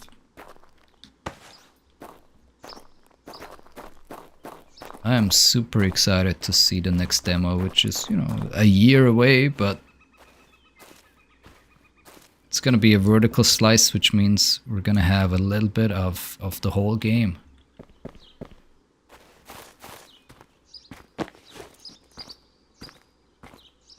Maybe we can do a mission or something. That'll be really cool. And yo, thank you so much for the follow, Rohirin. I appreciate that. Thank you, thank you. Can you show how to transfer weapons? Yeah. So, it's a little strange. I highly doubt that they're gonna keep this system, but you kind of have to select the mode down here first. Wait, so... this is just a sword, but you have to select the mode first. Do you want to use the gun? Do you want to transfer the gun? You know, inspect it, whatever. So click on transfer first. Transfer though is transferring it into another container that you have opened. So if you have your weapon in your inventory and you want to use it, right, you have to select the use mode and then click on the gun. Like I want to use the MP5. Now I have equipped the MP5. Now I can use the MP5.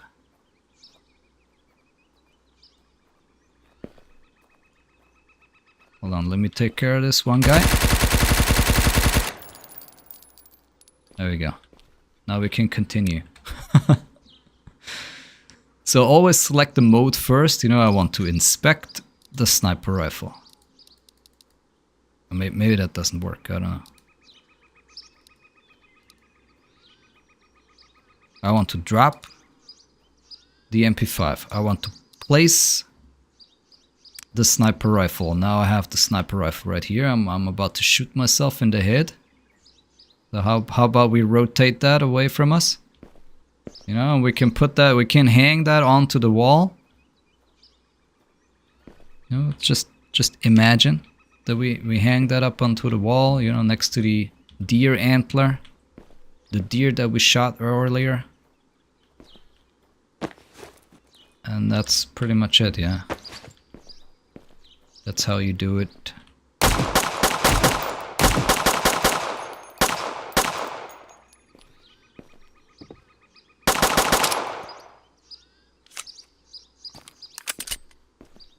There we go. So I want to use the M4. There we go. Let's not drop this. It's actually a lot of fun sniping people. And you enjoy the demo. Obviously there's not a whole lot to do, but I've been having a blast. It's just good to see a game that is in such a playable state. Right? It doesn't have much content, but everything is there. Everything's ready. The foundation is here. It's got everything that we need.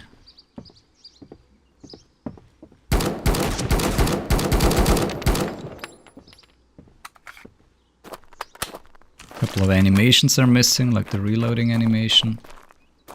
And yeah, I'm not too sure how I feel. Not too sure how I feel about that insane horizontal recoil there. That is not controllable. But that's difficult to judge without having any mods for the guns, without knowing what, you know, this extremely rare or legendary weapon would feel like compared to the common version that we are using right now. So it's just too early for that kind of stuff.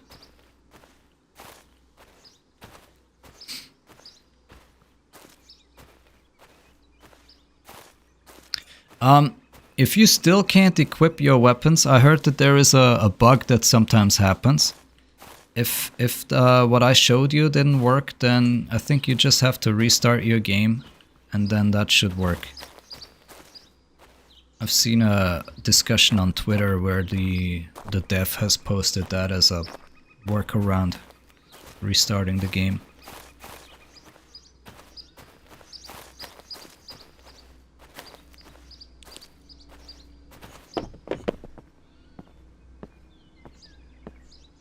We got all the different sounds for the different terrain already. And I'm enjoying these sounds, like movement sounds. It's not as obnoxious as Tarkov, I would say, but still gives you that feel, that Tarkov feel of running through woods and climbing up some rocks. I don't know, it feels good. It feels good. AI is insane, but that's okay. It's a hardcore game, right? Where are you? Please tell me I'm on full auto. There you are. Almost didn't see ya. Almost didn't see him.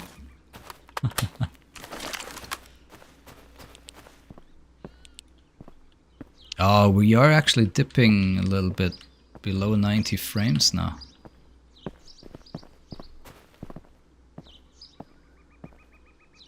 Not a big deal though, but it is quite a big dip.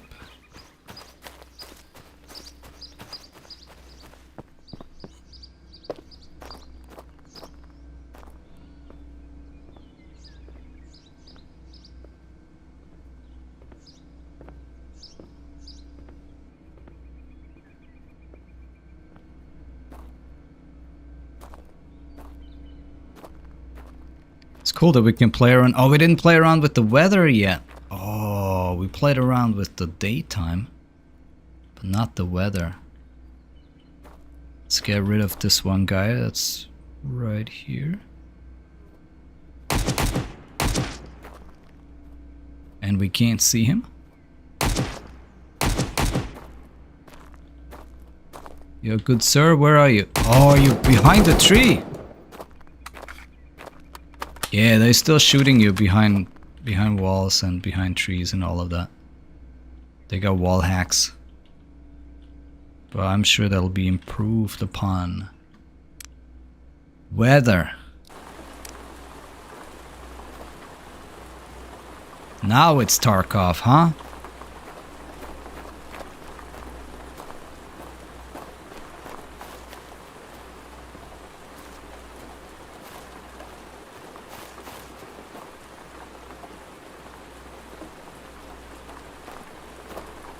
So we can see some raindrops.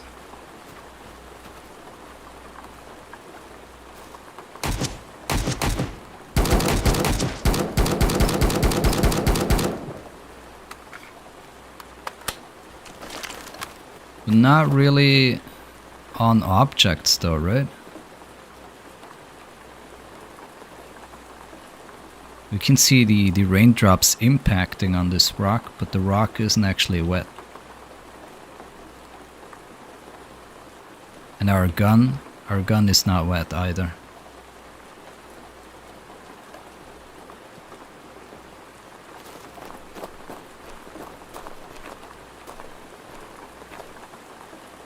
Oh, this looks good though. I guess it's fine if that's all we have. It would be nice if we had like little puddles forming. You know, if it rains for a certain amount of time, you see a little bit of water here and there. That would be really cool. That would be really nice for immersion. Now we have one more thing. Storm.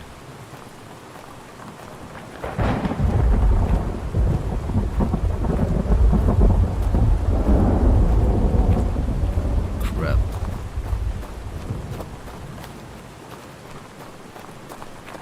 That sounds menacing. I like that. Yo, where is this tower? Oh, that's where we just were, huh? I didn't see that is this tall.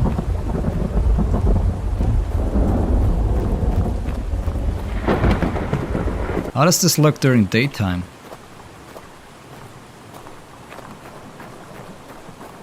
Daytime storm is not as bad as early morning storm. There's no ladder that goes up there, huh?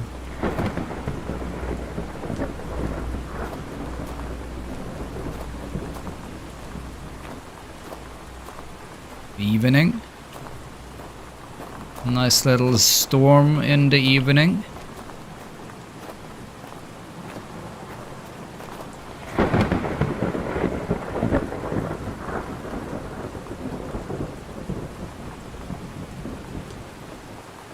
And at night.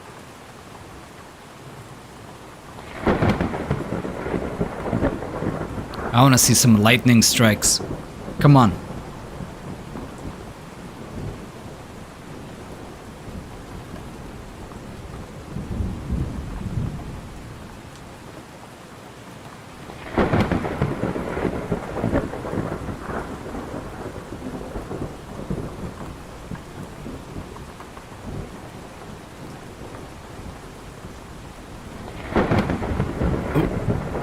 There was something.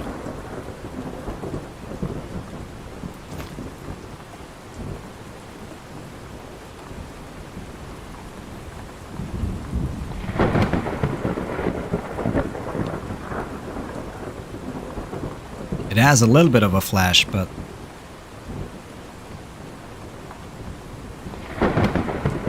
it just makes your whole screen a little bit brighter for a second. You guys still see my laser?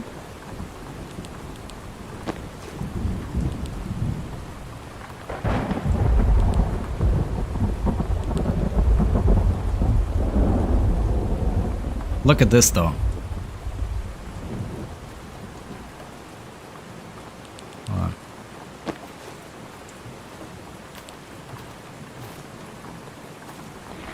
Nighttime with the flashlight out. If you don't feel immersed, I don't know, you're doing something wrong.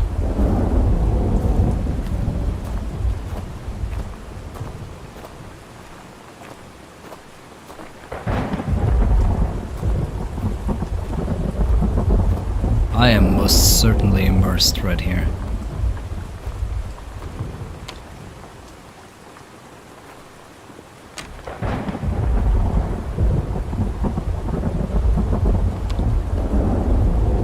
The doors that are not wide enough for me to walk through are kind of immersion breaking, but that's okay. These heaters in every single room is a little weird as well, isn't it? Makes you feel like we're in 1975. Which maybe we are, I don't know. I don't actually know the fiction of this game.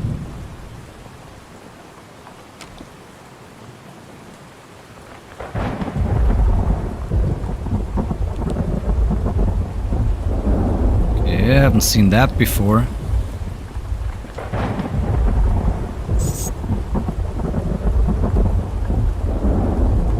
Yo, that looks sick.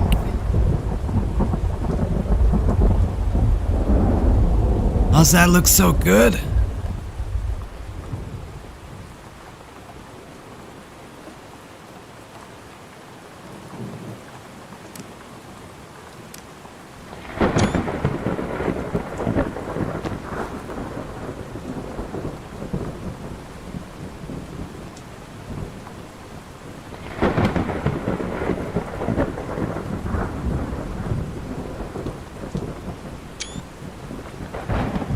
Gotta get some screenshots for the YouTube video.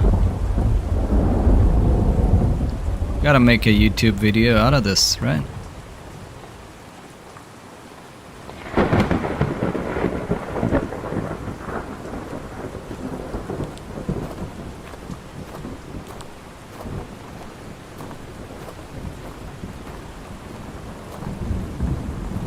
Not too sure about this whole ready high, ready low thing.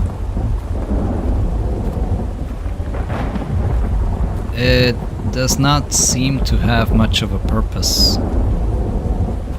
The ready high stance does not seem to have much of a purpose, because I can have it on the ready low and I can instantly ADS and be on target. Obviously I can't point fire, that only works in ready low. I mean, I guess you just gotta get used to it, right? Maybe you go into ready high as you enter a building.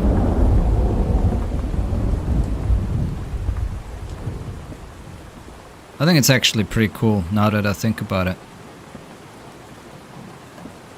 I just haven't done that. No. Move over to the next building. Let's try to clear this one. We got a bad guy over there. There we go. Clear out this one. Bad guy in here.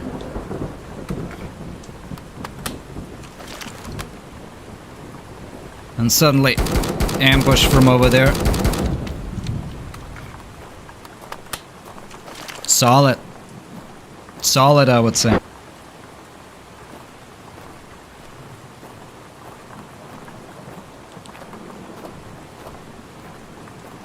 I want to play it. I want to go to Steam. I want to buy it. I want to play it.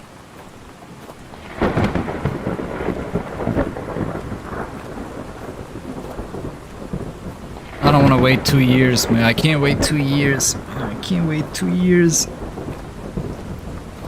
What the hell am I gonna play for the next 2 years?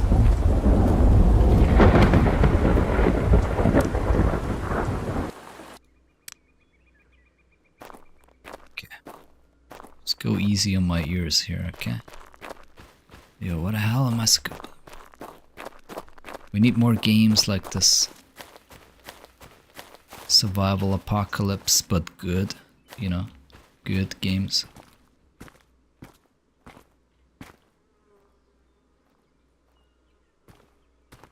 Yeah, I hear you, I hear you. Where are you?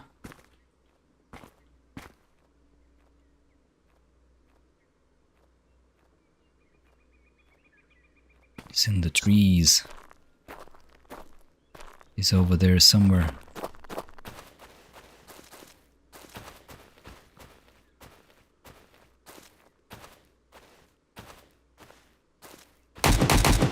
Oh, there he is!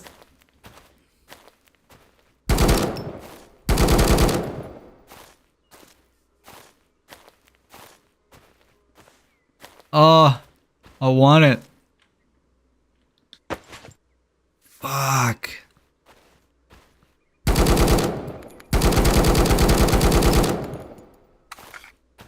But he had to release the demo, man. Now I know how good it could be. But I have to wait for so long.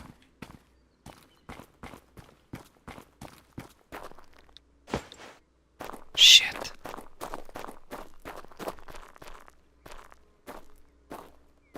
So is anyone here that played Stalker recently? I know there's all sorts of mods, graphical mods and stuff that you can install, but I highly doubt it's gonna look anywhere or anything close to this, right? I need a game like this.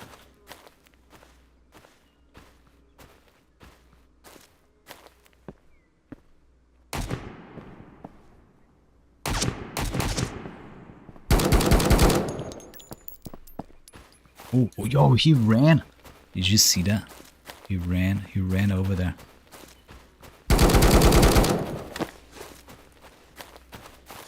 Oh, I actually got him? I think I did.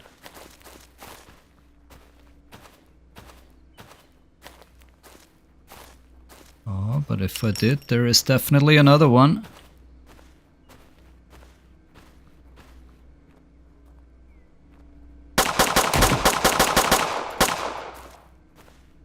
There's one to the left as well here somewhere. And I did not miss that. I did not miss that. Thank you so much for the follow.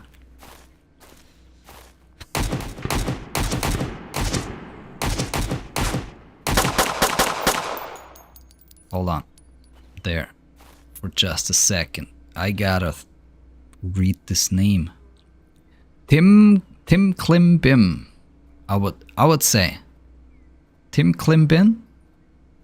87? Thank you so much for the follow. I'm sorry for butchering all the names. I'm pretty bad at that.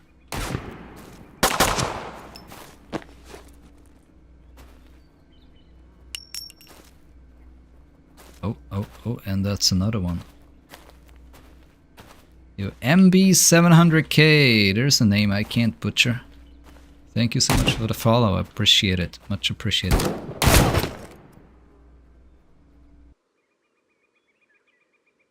Hey yo, who put my M4 back into single fire? You found an insane bug? What kind of bug did you find? It's kind of cool that you fall over and stare into the sky, and then you realize, oh, there's no loading screen. We are actually, we're still here. It's kind of fucked up. Like I was staring at the sky earlier, and I was like, how do I respawn? What's going on? Actually, we already respawned. we already respawned. Striker Anomaly is good. No, I've played all the Stalker games. Except one. I don't know which one that is, but I think there's a Stalker standalone thing. I'm not sure if that is just a mod. If like all of that is a mod, or if that is a standalone expansion. I think that's the one I didn't play though.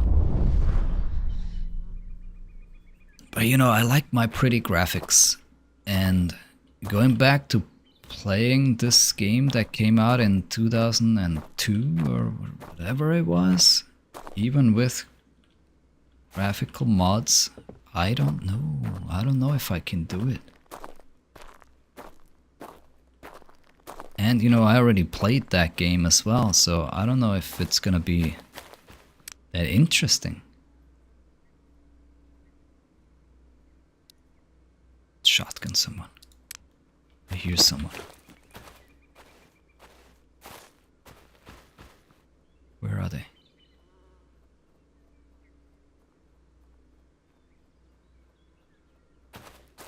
I think I hear multiple people because I hear them left and right.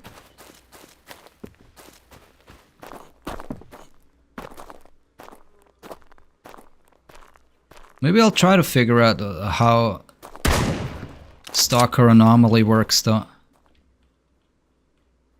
I think you just need to... There we go. Definitely multiple people. I think you just need to download it and it should run, right? You don't need to own the game or anything. Is co-op possible? Not to my knowledge, no. I've not seen that option anywhere.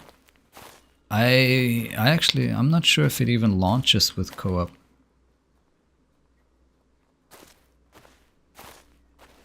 I kinda remember something like co-op might come later, but I'm not 100% sure though.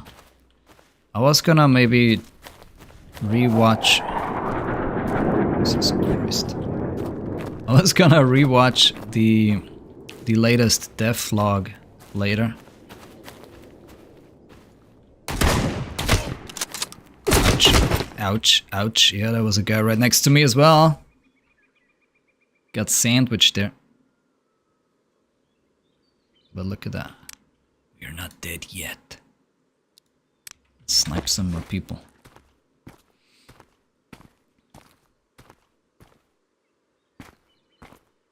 So here is where they explain everything about the beta. Or the demo, I should say. And there's nothing about co-op.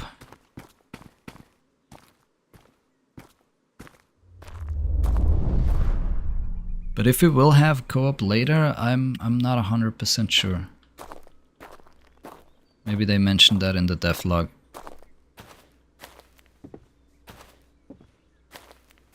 So it's just download and play, huh? Just download and play? And it already comes with all the mods? All the graphical enhancements? That would be super sweet then.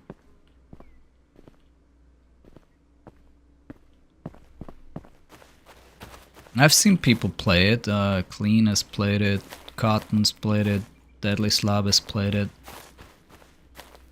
And it looked somewhat dated, but I'm willing to give it a try at least.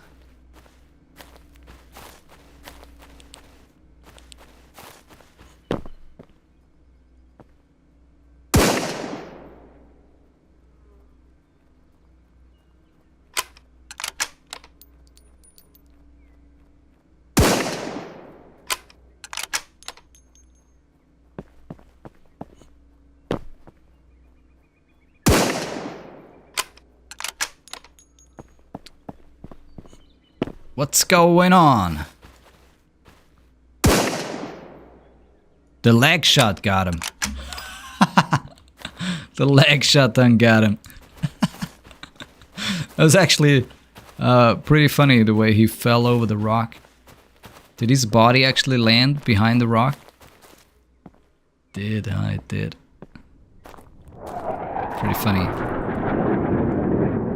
Wanted to snipe the fighter jet pilot here. Wanted to snipe him out of his cockpit. I'm too slow though. Go through the pipe at the radio station? I did earlier. It's the end of the map back there, so you're just climbing these rocks like a crazy person. This is the one you mean, right? Well, I get stuck a little bit, but I was able to get through earlier. Maybe the gun? Oh, I was able to walk through it just fine earlier. There you go. That would be a crazy shot. Yeah, Slay, how you doing, by the way? And yeah, we tried to run around back here, but you can do some crazy rock climbs here. You see that? Apparently you can kill yourself as well. This is where we set up our little sniper mission. Gives you a pretty sweet overview of, you know, that one house over there. You got this game on the wish list? Yeah. Yeah, that's a good one. That's a good one.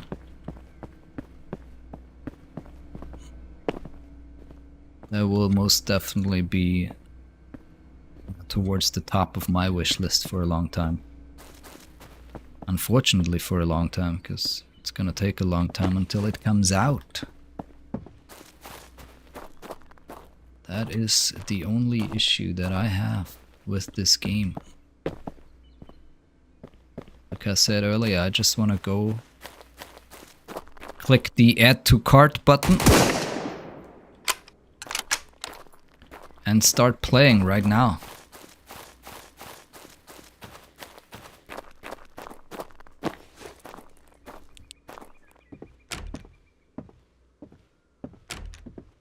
Something looks a little bit off when we're holding the pistol like that, huh?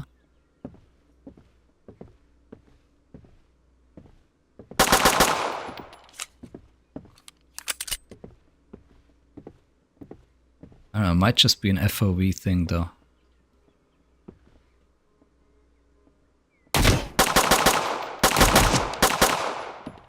Jesus. Oh, there's more!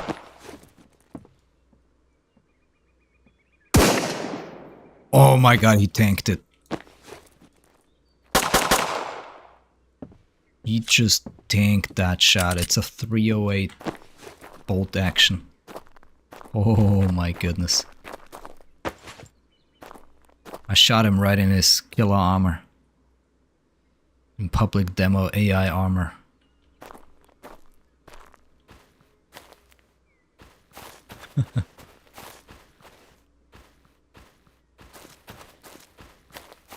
Well, I think we've about, you know, seen and done everything there is to do. I kind of want to check the latest devlog now. And then I think we just gotta give it time. We just gotta give it time. This game is gonna be great, but it'll need time.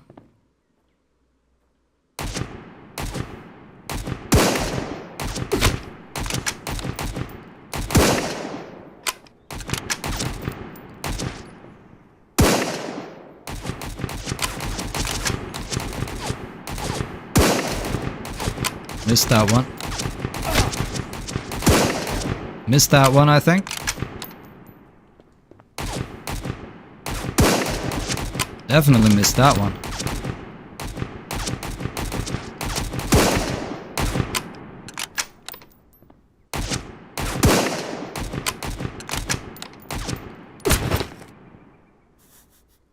I deserve that. I do deserve that. All right. Roadmap. You guys seeing what I'm seeing here? Public demo number 2. You know what year it says right there? Next year. Q3 next year. Man, oh man, oh man.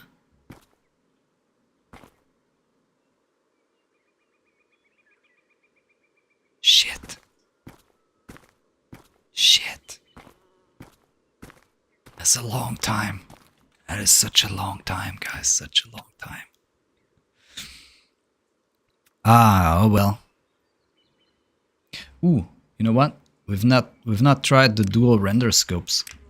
Let's do something, just a little test here for a second.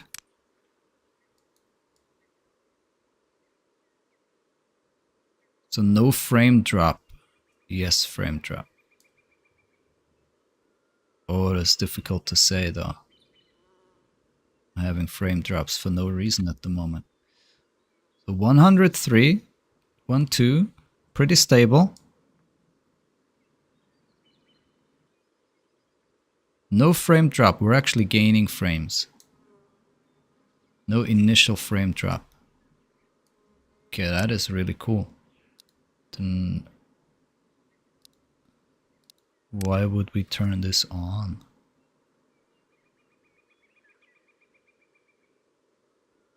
I've already lost frames turning this on, I guess.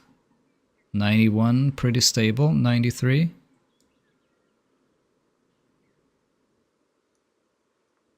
Hold on a second. This is way more zoomed in. Is that why we want this on? It's not just me, right? I'm not crazy.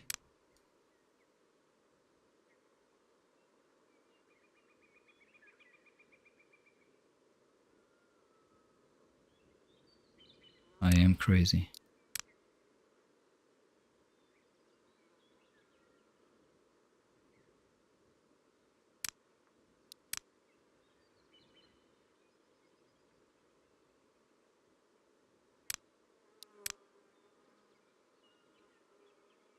It's not more zoom.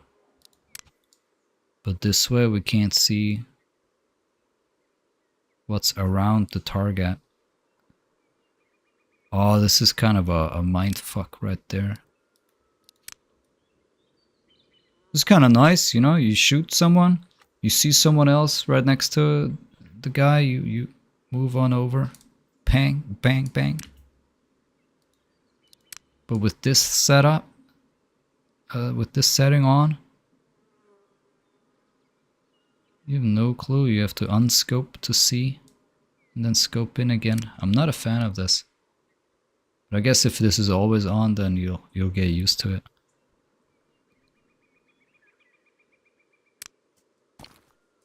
Anyway, guys, let's have a look at the latest devlog, shall we? Let's see if we have some more info, especially for what's coming in the future.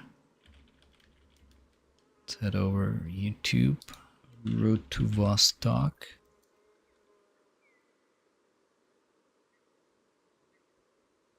Alright, so we have a public demo video. And then, yeah, we have a couple of short ones and one longer one. So I think we'll have a look through all of these, huh? To end the day. Sound good? Hold on, let me get this set up here.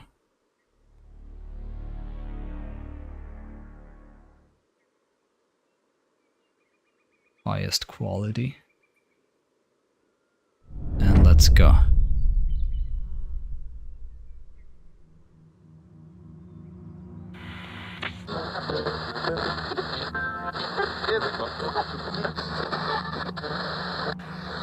Мы больше ничего не знаем о происходящем. Эвакуация района началась. Посторонних людей просят держаться Where is this внутри Mosin? помещений. We've Положение not на seen this границе очень Mosin. тревожное. Никто не знает, что происходит на самом деле.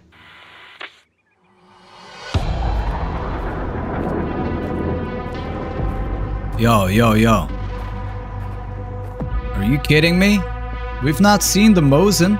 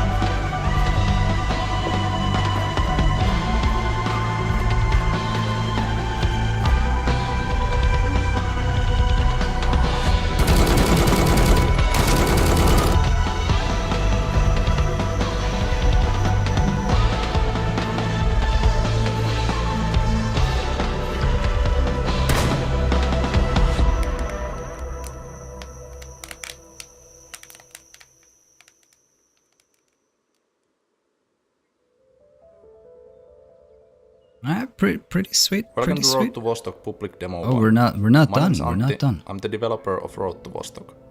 Road to Vostok is a long-term project, and this demo represents the project's first milestone. The purpose of this demo is to expose me as a developer to your feedback.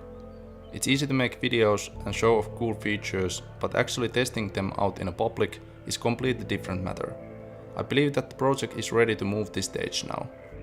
Another thing that this demo hopefully represents is commitment and trust. As a developer, I see that this demo serves as an initial measure of how well I can manage development progress, scheduling, and commitment to agreed deadlines.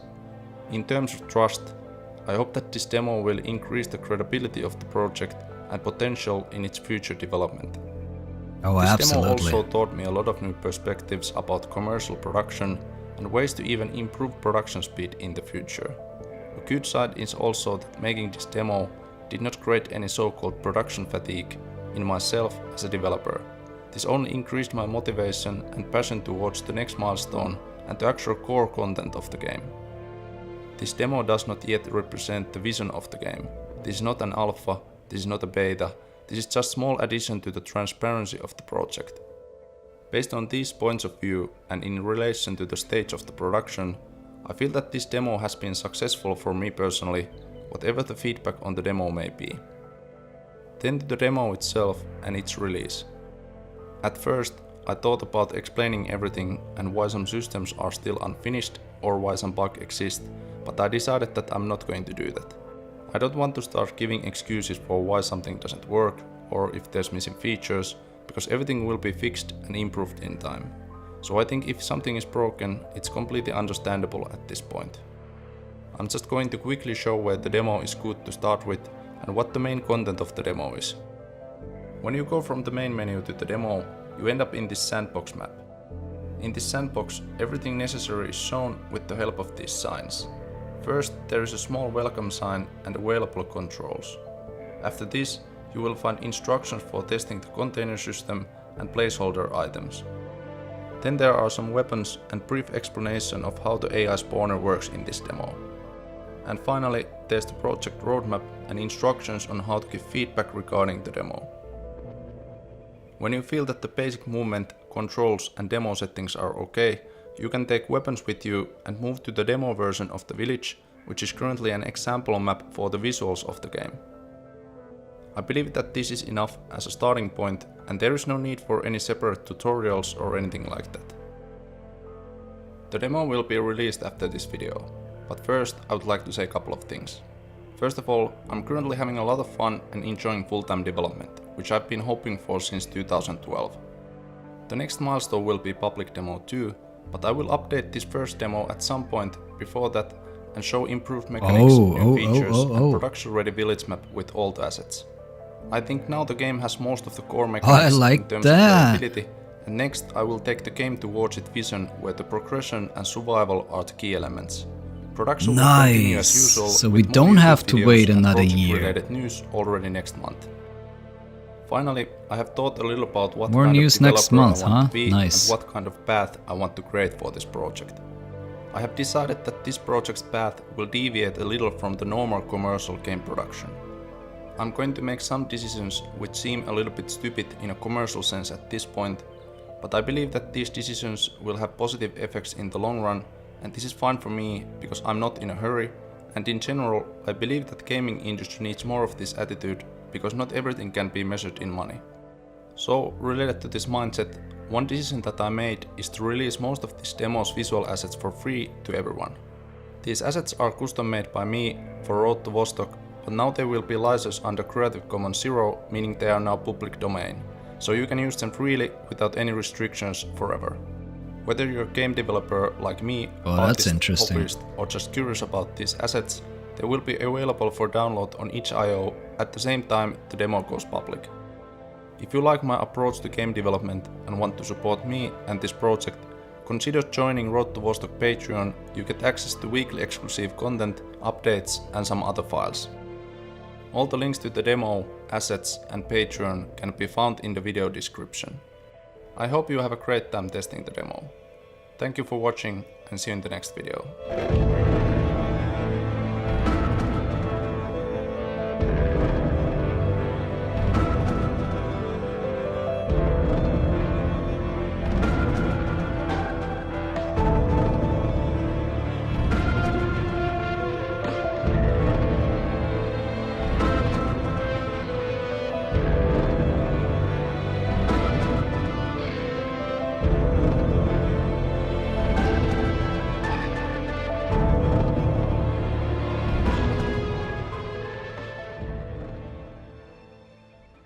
Such a wholesome death, huh? Such a rarity. Yeah, you don't hear that often when you're watching a devlog like that. Hold on, let's I wanna see this one first. Work in progress for August 2022. Which is pretty much a work in progress for this demo, I guess. Let's have a look at that as well. I wonder, like him giving up his assets, I don't know why, because I'm pretty sure that means nothing at all. But it almost sounds like we're gonna have some mod support.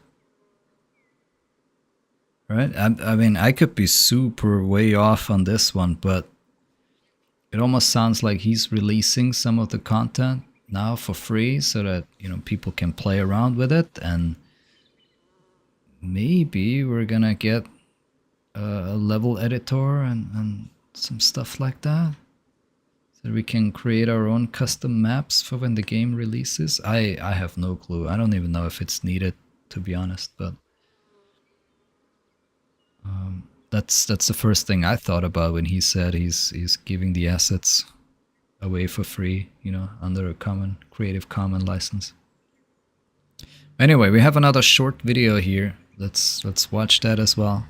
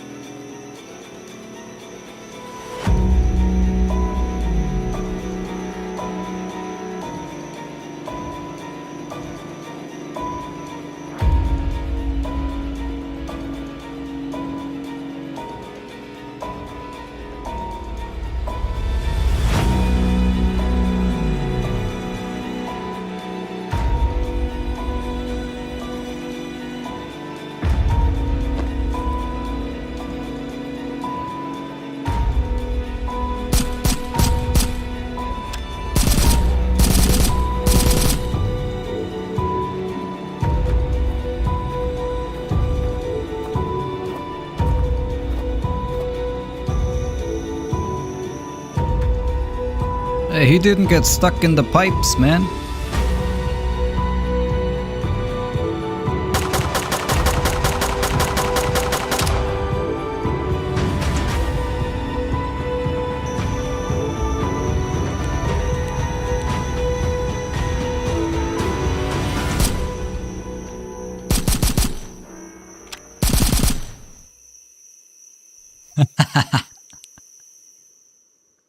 All right, that was pretty fantastic. Hold on. Did we miss an area? Oh my god.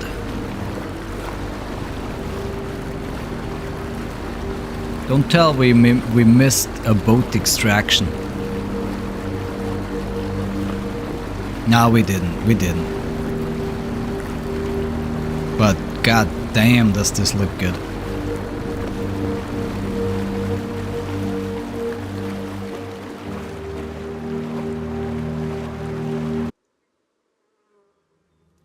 This is a long one. Let's see if we watch the whole one. First campfire. For those who haven't followed the development since the beginning, my name is Antti. I'm the developer of Road to Vostok. My background That's is cool, that I yeah, started it is, doing huh? game development 10 years ago, and I'm also a former army officer and visual game design teacher, but I resigned from both of those careers in order to become a full-time developer for Road to Vostok. I've been a full-time developer for 2 months now, and this decision to quit those careers has definitely been the right one. I know that I have the right background, skill set and motivation, so over the time Road to Vostok will become the best hardcore survival game out there.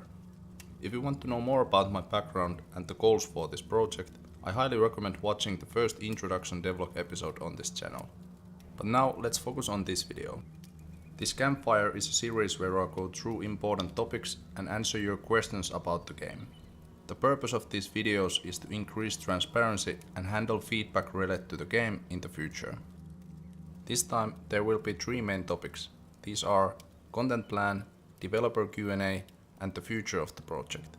Let's jump straight into the first topic. That sounds good to me. That sounds good to me. Maybe we do watch everything. And what game related material the developer plans to publish. Not all developers necessarily have this, but in my opinion this is important in terms of schedules and predictability of the content. Here's the current content plan for Road to Vostok.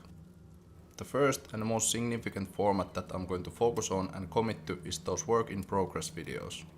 At the moment, these videos seem to work really well, and the way they produce quick information about the progress of the project is the reason why it's worth committing to them. Making these videos is also extremely efficient from the developer's point of view, because editing takes almost no time and the material is created naturally along with the development. I will continue to make these VIP videos at the end of each month. I enjoy making them and I hope you will find them interesting in the future as well. The second content type that I think is important is this new campfire.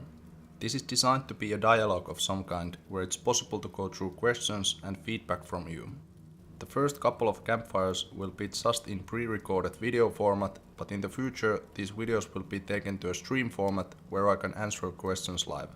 I think personally it would be nice to have some sort of real-time dialogue, because most of the game development is rather one-sided work behind the scenes. But first I have to learn the streaming tools and get used to live broadcast and so on, so these first campfires will be pre-recorded. I think the good frequency for publishing these campfire videos is currently 4 times per year.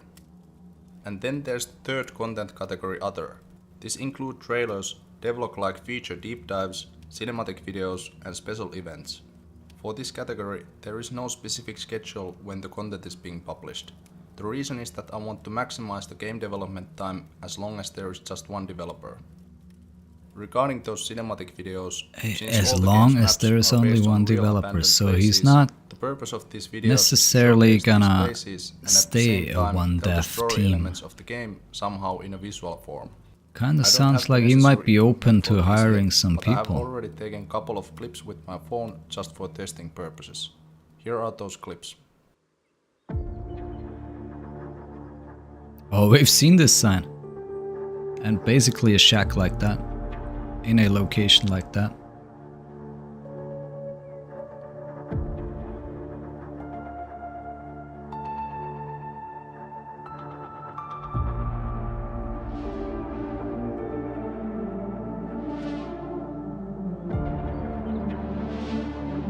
Oh, hello.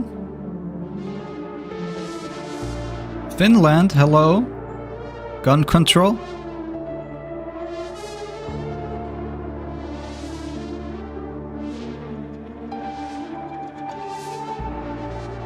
I thought you couldn't have that in Finland. Doesn't necessarily mean it is a real one, but looked real enough to me.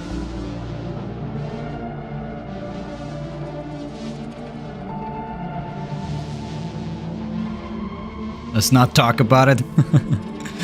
Excuse me, sir. This is the FBI.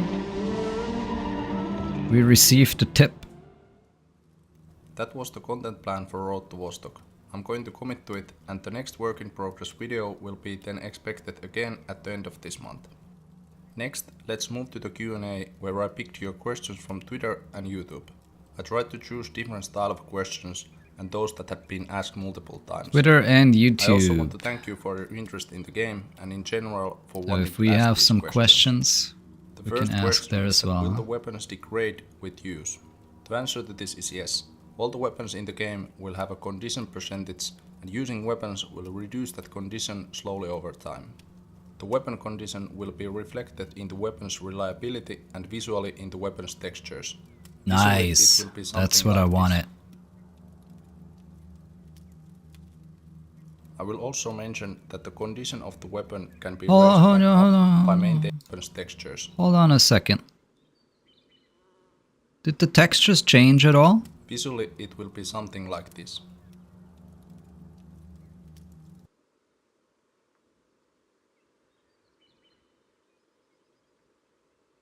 It did change, didn't it? Oh my god, but it's so subtle though.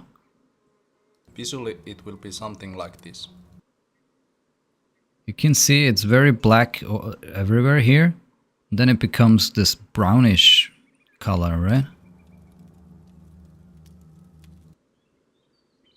I guess it's supposed to be rusty. Oh my god, it is almost the same. I wish it would be a little more, although we don't know, right? This is probably not a 0% condition weapon. Maybe that's an 80% weapon. I don't know. But anyway, it's good to know that that is in the game, because some textures were way too clean for me.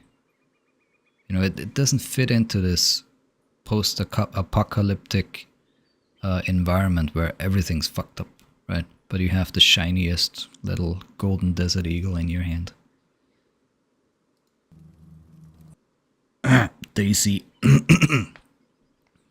Alright, let's continue. I will also mention that the condition of the weapon can be raised back up by maintaining the weapon or taking it to a weapon-related trader like in Stalker Anomaly. The next question. In the demo, what can we expect? I assume that this means the upcoming first demo, which is supposed to be released probably at the end of September if everything goes well. The goal with this public demo 1 is to give the opportunity to try out game's core mechanics, performance and general appearance. The demo will have a fairly compact village map, a procedural FPS controller, 6 weapons, an early version of the AI, looting possibilities, and a demo menu where you can adjust settings such as time of day and so on. This demo is also supposed to act as a reality check for the developer, meaning that the direction is right and there is a good potential and foundation in place in order to continue the development. Please continue. Of co-op down the road. Please Yes, continue for development. this, and it has been actually internally tested that the game is, let's just say, co-op compatible in the future. Oh, there we go. Yo, Tim Klimbim, I think the name was. I hope I didn't mess that up. No, it was Tim Klimbim, 87. There you go, that's your answer about co-op. Right there. However, it is important to first achieve a high-quality single-player experience and capable AI before developing the actual co-op functionalities. Is the AI gonna be smart? Will they go to cover and sometimes flank the player? My answer to this if is that co-op I have a is strong possible, confidence and a plan PvP is towards the possible AI and too, its huh? capability in the future. In the first demo, it doesn't know how to get to cover. But I guess yet, not but everything planking has to should be PvP implemented all the by time. then. At I'm the okay with beginning, that. including the first demo, the AI will be quite simple. But a good AI system is so important for a single player game, so a lot of effort will be put into it in the future. This is still pretty far from production ready, but here's one example that I've been working behind the scenes for AI. Let's imagine that in this picture you are the AI and the character behind the tree is the player.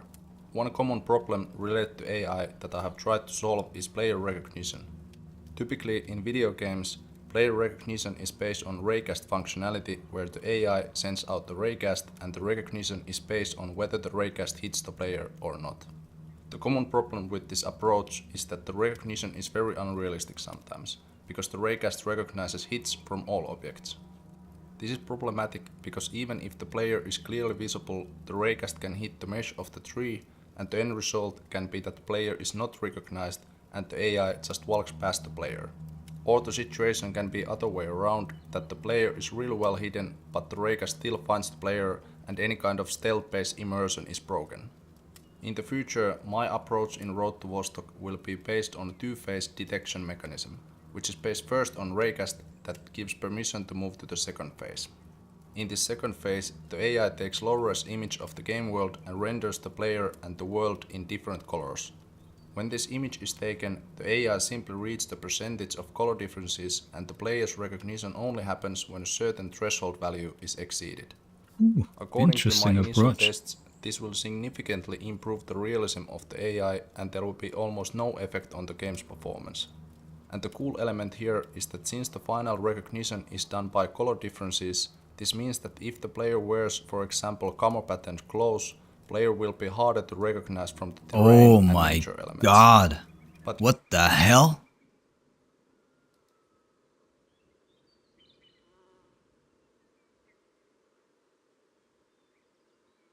That's a solution to camouflage.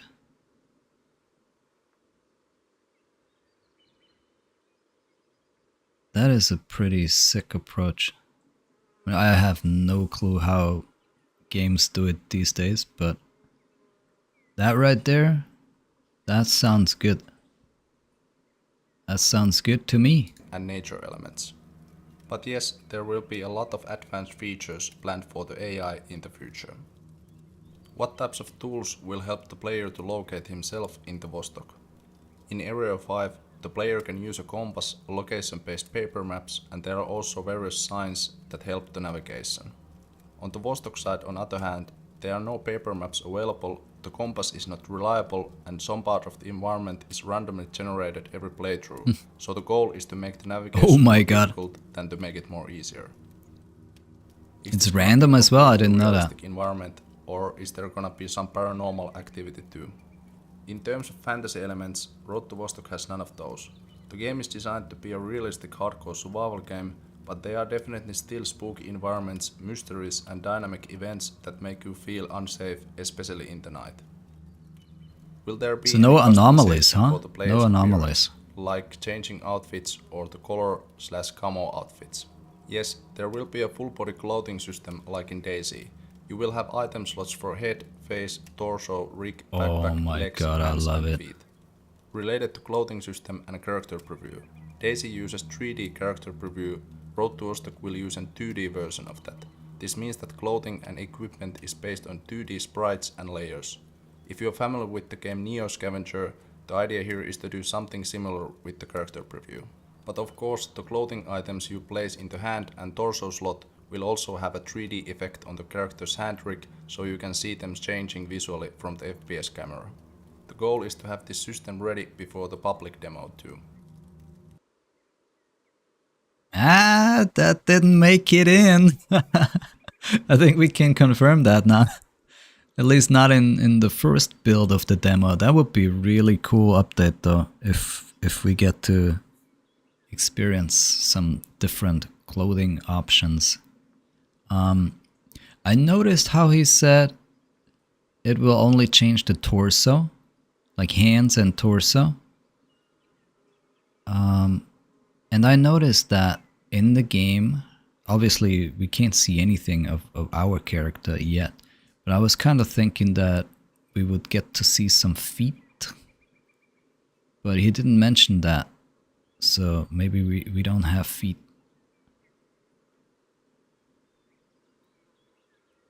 I don't know, maybe we don't need feet. Just a thing I wanted to point out, because I thought it was interesting.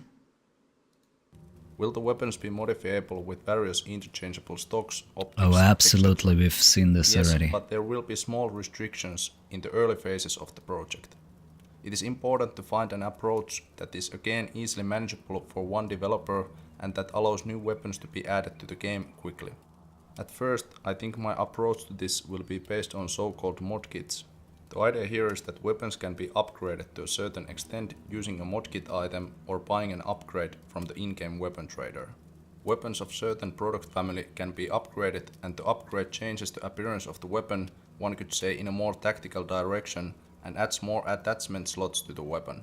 Each upgrade level will also slightly improve the parameters of the weapon. I think a system like this could be a good middle ground choice for weapon modding from the perspective of production speed. In this context, however, it is necessary to mention that these mod kits will be pretty rare in the game and the upgrade price from the weapon trader will be really high. The goal is that you really have to do a lot of work in order to get good weapons, meaning progress in the game. As an additional note, I think there was also another question, which was, is it possible to change attachments on the fly? Yes, you can. There's a specific weapon UI for that, which is always available. We've already seen that. What would you consider the main selling point for the game right now? First of all, in my opinion, there are far too few realistic and hardcore first-person survival games on the market in general, meaning high-quality experiences. A game that can offer realistic survival experience and weapon handling without fantasy elements like zombies is in itself important to bring to the market. But I think the main selling point for this game is still based on this dangerous journey to Vostok. The thought of crossing the border zone and moving into this dangerous area at the risk of losing everything is really compelling for me. I truly believe that I can produce a rather unique survival experience related to this ideology. If you want to learn more about this design approach, the first introduction devlog video has more detailed explanation to this. Yeah, so since we didn't watch that, and you guys might not know, and I might not remember the details, but I'll try to explain what I think I remember. So we have this area on the left side here, which is basically what we've been playing today, right? You have your little safe houses, you have different maps, you go from map to map, you have your traders and everything in there. This is basically like Stalker, I would say. And but the goal is to get over into this permadeath zone named Vostok, the city of Vostok, and you will get better loot, better items over here. However, if you do die there, you lose everything on your character. So this is kind of the Tarkov zone, and this is the Stalker zone, if you could say it that way.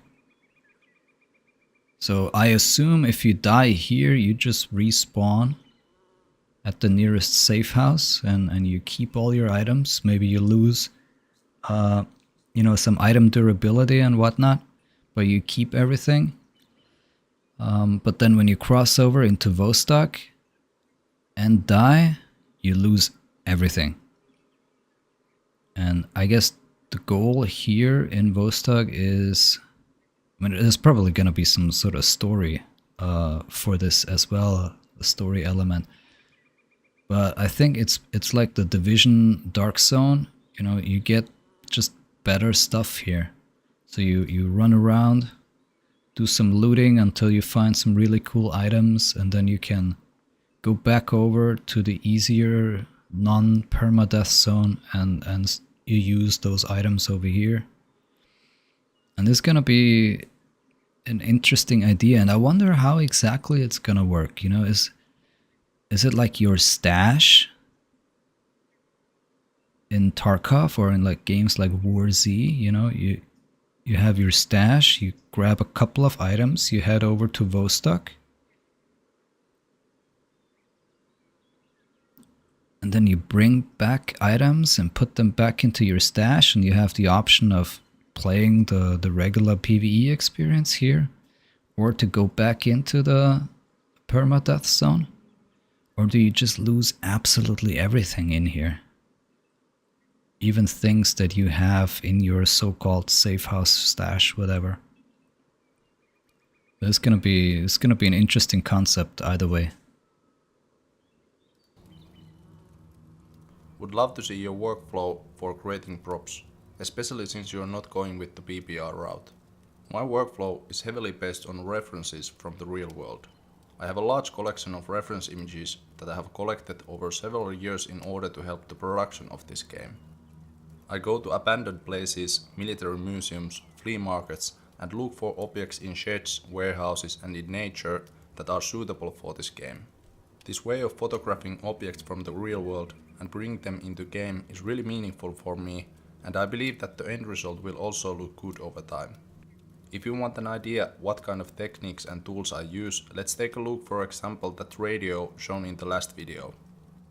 I basically went to flea market looking for an old radio, and when I found the right one, I bought the radio for 5 euros. Then I went back home and took a couple of pictures of the radio with my phone. After that, I modeled a low poly version of the radio with Blender and unwrapped the model with grid-based UV approach. Next, I took the UVs into Photoshop, placed the photos of the radio on top of those UV islands, and that's really all. This approach to modeling and texturing is really fast for me. He actually used the photos to texture the Blender object. That is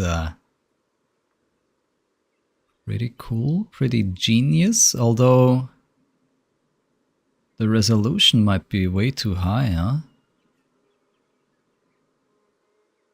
You can probably turn that down in Photoshop while still having it look good. That's very interesting though. It allows me to make optimized game models really easily, and these assets don't consume much file space because all the models use only one texture map. And visually, I also think that this kind of style fits the game pretty well.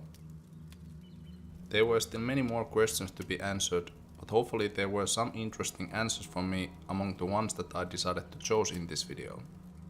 The last thing I want to talk about is the next steps and the future of the project. As some of you... That's a really genius way to do this though. Like as a single dev, you know, you can't really be... Well, you kind of have to be multi-talented in everything, right? You have to be a developer, an artist, a musician, everything. But being able to use photos of real life items and objects to texture in-game items and objects, that's a pretty genius way of doing it, I would say. You already know, at the end of September this year, the plan is to release a small playable demo for free on Steam. The main purpose of this first demo is to receive initial feedback from those core mechanics. After this first demo is released, I will update the demo according to your feedback, and then the journey towards the next milestone will begin. The next big milestone will be in Q3 2023. I will then publish another free demo of the game that works as a vertical slice. Towards this milestone, I will be also hiring world-class freelancers in specific areas to speed up the production, and I will organize 3 different workshops that will boost several key areas of the game. And the goal for all this is clear. I'm going to develop the best single-player hardcore survival game out there, and if this sounds promising to you and you believe in this vision, I launched a Patreon for this project that will hopefully give me the possibility. Oh, you saying this is actually an old approach? Games in the 90s were using real photos? I mean, I don't know anything about this, but I always thought that was going to be a painful process for someone who's, you know, not all that talented or artistically talented.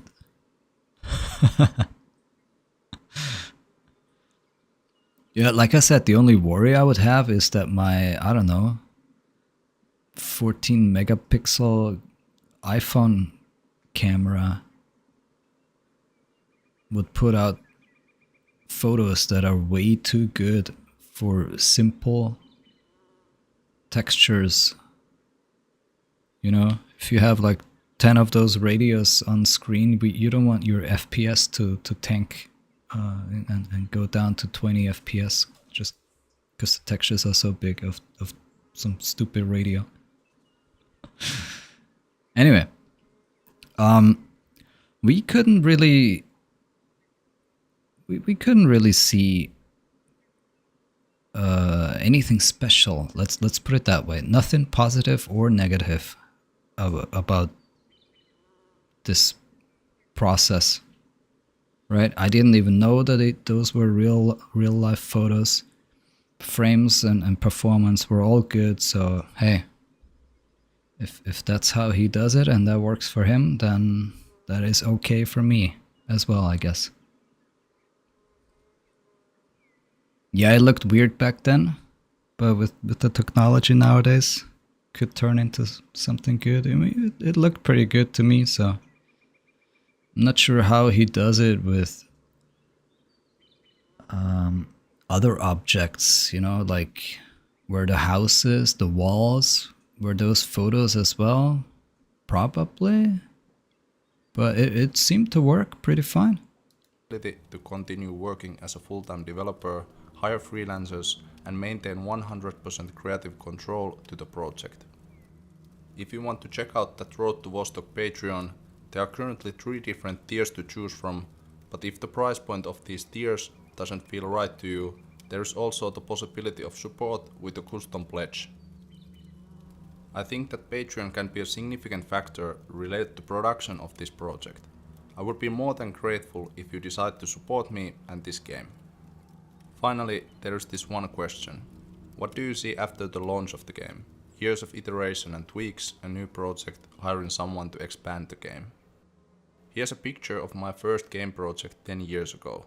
I didn't know anything about game development at the time, but I still knew that in the future I wanted to make this game what I'm doing now. It took me 10 years to reach this skill level where I can now develop Road to Vostok, and the goal is not to work on any other project. Well, shit, huh? I don't have any exit plans or intention to move the project aside. So if we wanna develop a game like this, it's gonna take 10 years from now. And along the way, there may be some small failures and problems, but this is not a project that will disappear suddenly, and I'm not a developer who runs away to the next project. Thank you for watching, and see you in the next video. He didn't really tell us though. He didn't really answer the question though. Did you notice that? He's committed to finishing the project, but he didn't actually say like after 1.0 comes out, whatever that means these days. Is it gonna be a little bit of a live service type of game where features are gonna be added over time? We have some DLCs. Yeah, we don't really know, but it's so far into the future he probably doesn't know yet.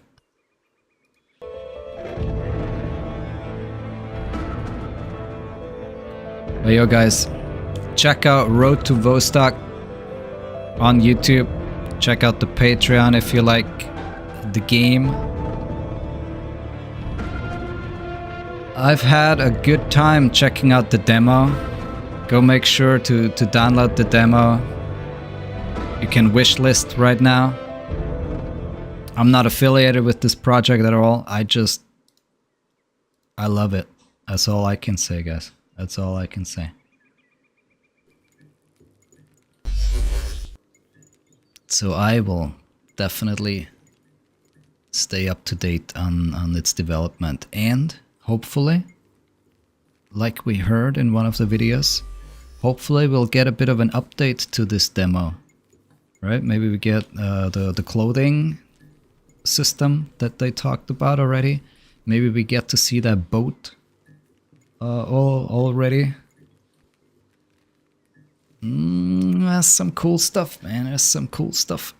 Let's hope we see some more before the next demo, because that's gonna be a long time until then. But yo, thank you guys for hanging out today. Thanks for checking out this demo with me. Hope you had a good time. We had a lot of new faces here today, lots of new follows. So I want to thank everyone for stopping by. And I will be back on Wednesday, guys. No stream tomorrow. Or no, sorry. Tomorrow is Wednesday, right? So no stream tomorrow is the truth. But that means I will be back on Thursday. I will be back on Thursday. And I think we got some new stuff to check out on Thursday. We might get the Cycle Season 2. We might have Foxhole 1.0 launch. There's something going on with World War 3 right now. It launched into I don't know what they call it. Open alpha, open beta, closed beta. I don't know. We can play it. That's all I know. And there's Twitch drops for it. So we have a lot of options. So I'll see you guys on Thursday. You guys have a good day. And goodbye.